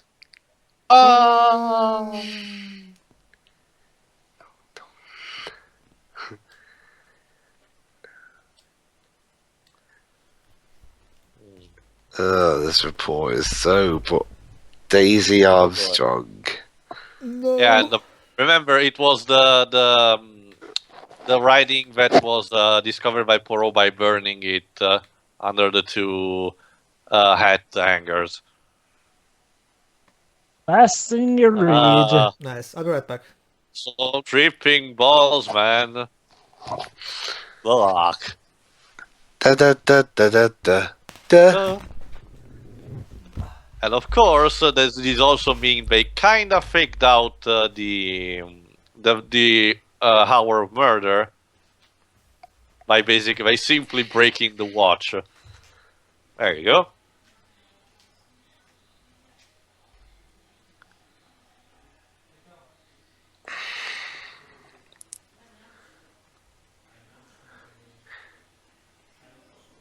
Clever. Sleep tight, sir. All right.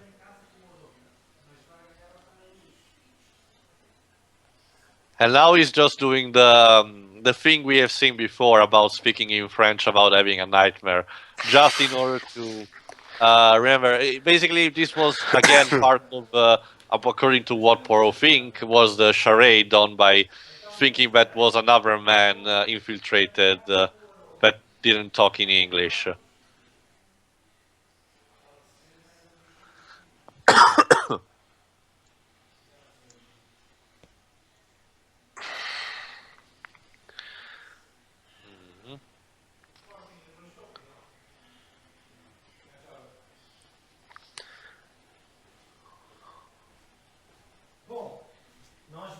However, he's not gonna kill him, at least not now.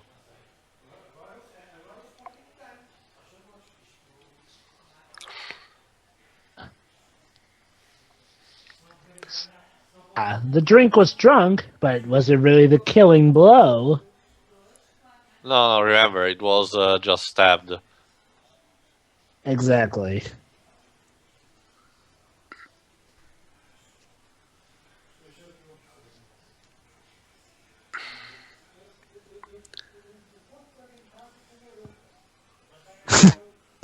Clumsy police.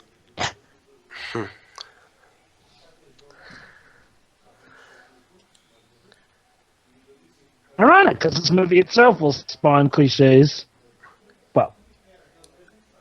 Well, up until that point, at least in literature, Jova, it was overdone. So this is an interesting subversion. Yeah.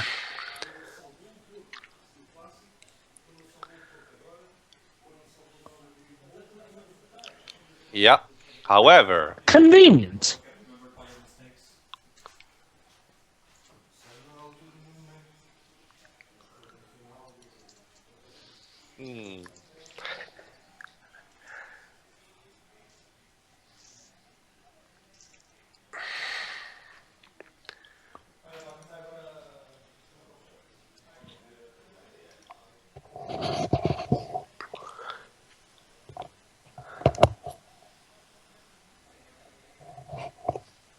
Yeah. all right, That Waves, piece time to indeed. see who did it. Okay. Last chance you- to tell us who you guess did it. That woman who we last saw. I'll just say this, Dweebs. You've had one extremely big hint. Well, shall I say more than one? Now more effect lightning. Because, we have to make Do you mean us that see. guy who vanished like the Undertaker? Hmm? No. That's the guy who died. That's the victim. Oh, okay. There we go. Yeah, I thought so. Up.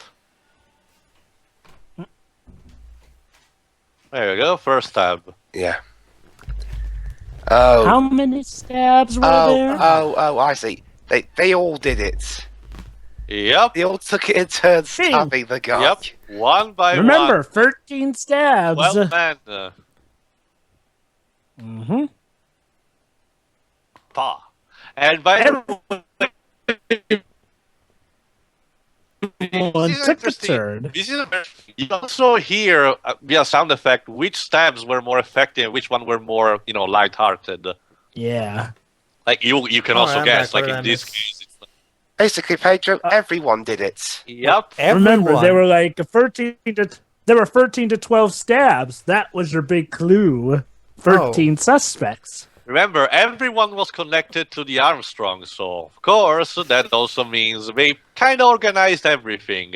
The problem was they didn't include Poirot in the picture because they didn't knew he was aboard the train, so they kind of had to improvise with the interrogation. So, yep. And also, I think I just mentioned to Jova and Wibbs, you can also kind of hear through the sound effect and the actor's movement which stabs were more effective and which not. Like in this case. Thank you, movie. I totally needed that. Oh, watch this. This is gonna be fun. Watch. Jesus Christ. Well, And yes, Wibbs, even the Russian princess did it. I don't even. What? Even though she didn't have that strength.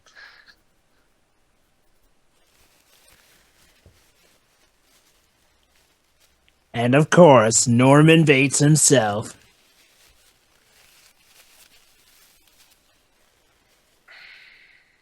Alright. Next one. Man, Norman, you just can't catch a break, can you?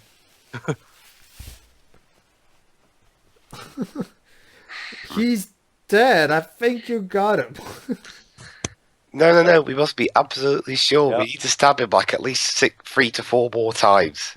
That, and they all have quite an axe to They grind with them. basically use the golden rule of Sean Connery mentioned. 12 loyal men judging the person. Yeah. Yep.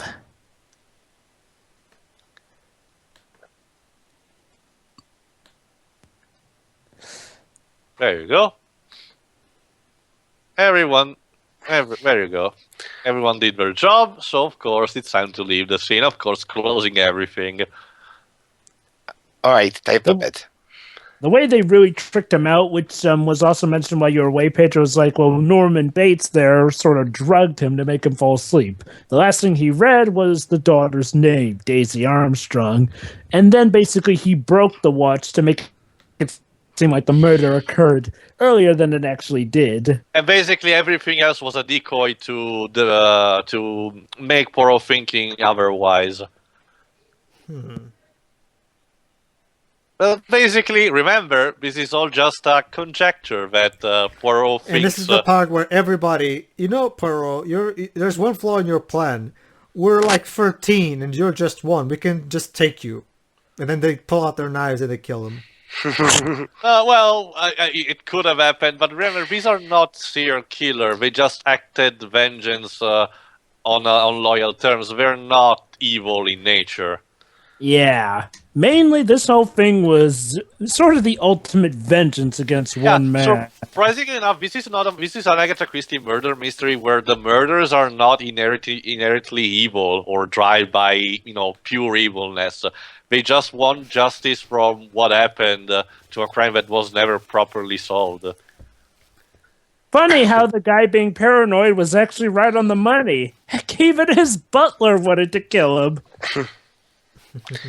So, how are they going to pay?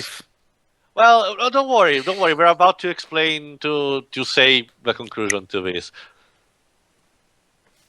Basically, without the facts, it's up to Bianchi to decide because he's the train. Basically, it's in the end, it's up to an ethical choice in order to basically either go with a simple excuse or with basically condemning everyone. However, Bianchi seems to be, gentle inside and basically wants to just pass on the thing. Basically, we're going to explain to the Yugoslav police about the first theory about the mafia assassin and just roll with it.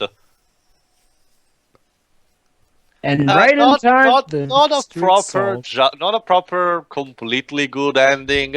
However, I do feel it's a bit satisfactory considering all facts. It's one of those things where, you can see it was bad. It was not the right thing to do. However, that there was some justification behind it. Mm-hmm. And they do, and they're even remorseful about it too. And to conclude everything, we basically have a shot of a character having each character having a toast to celebrate on the occasion. Honestly, considering Leighton took a lot of inspiration from this, I'm surprised he didn't take the whole approach where it turns out at the end of the game, everyone did it. What? The person responsible. The thing about everyone doing it was also a bit groundbreaking for the time because other murder mystery just had one or maybe two murders that were accomplices. Never before was this kind of structure about an entire conjure of 12 people plotting to kill just one guy. The person who did it was you, and you, and you, everyone was. And then one of them rips out his costume. Yeah, aha! It was me, Don Paolo, all along. Yeah, I was about to say everyone turns out to be Don Paolo in disguise. He splits himself off into like 13 different people. Wouldn't surprise me at this rate. And so, right on time, the mystery is solved. Ow.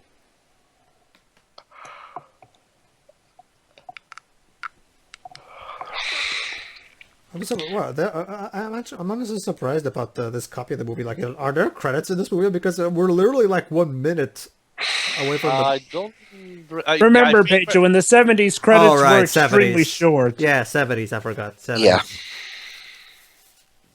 There you go, and that's pretty much how the movie ends. And now back to Hogwarts. Yeah. Right. Yay! We apologize for this slight inconvenience in our schedule, but with the mystery solved, it's back to London. But wait, we can get arrested. So, final thoughts, I guess. Can I go first? Sure. Yeah, okay, well, bearing in mind that, again, like I said, I am pretty slow at trying to keep up with these murder mystery stories, I found it rather enjoyable. Mm-hmm. And that's it. All right. Shall I go? Sure.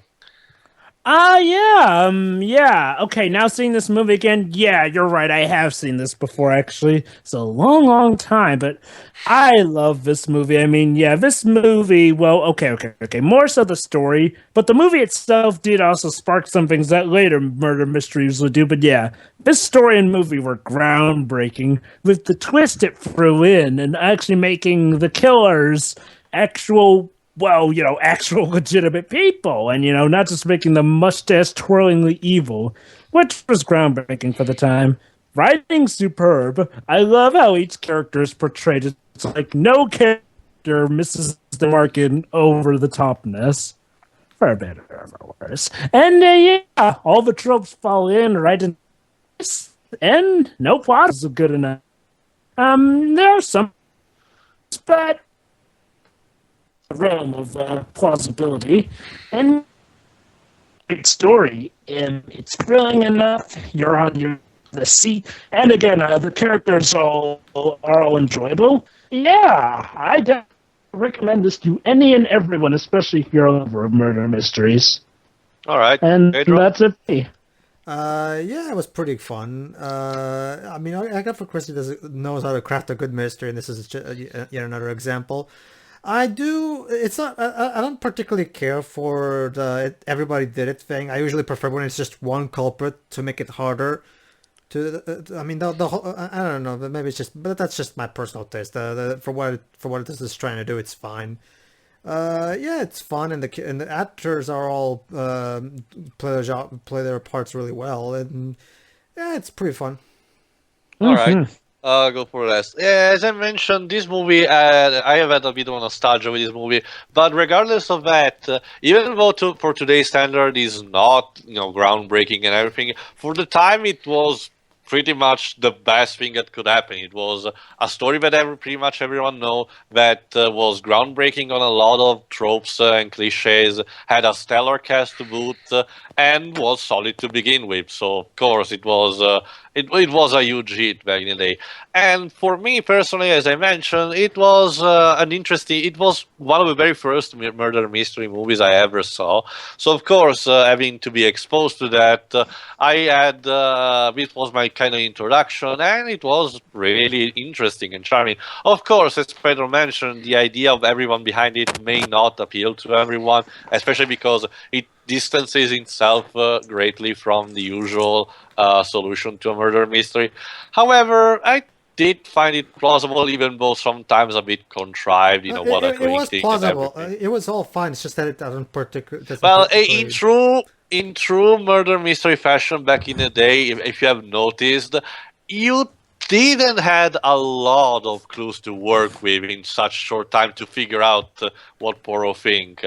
Anyway, that's pretty much for me. So that's pretty much all for this movie. So tune in next time for whatever murder mystery movie we'll do next. See ya, everybody. Right. Unless we do.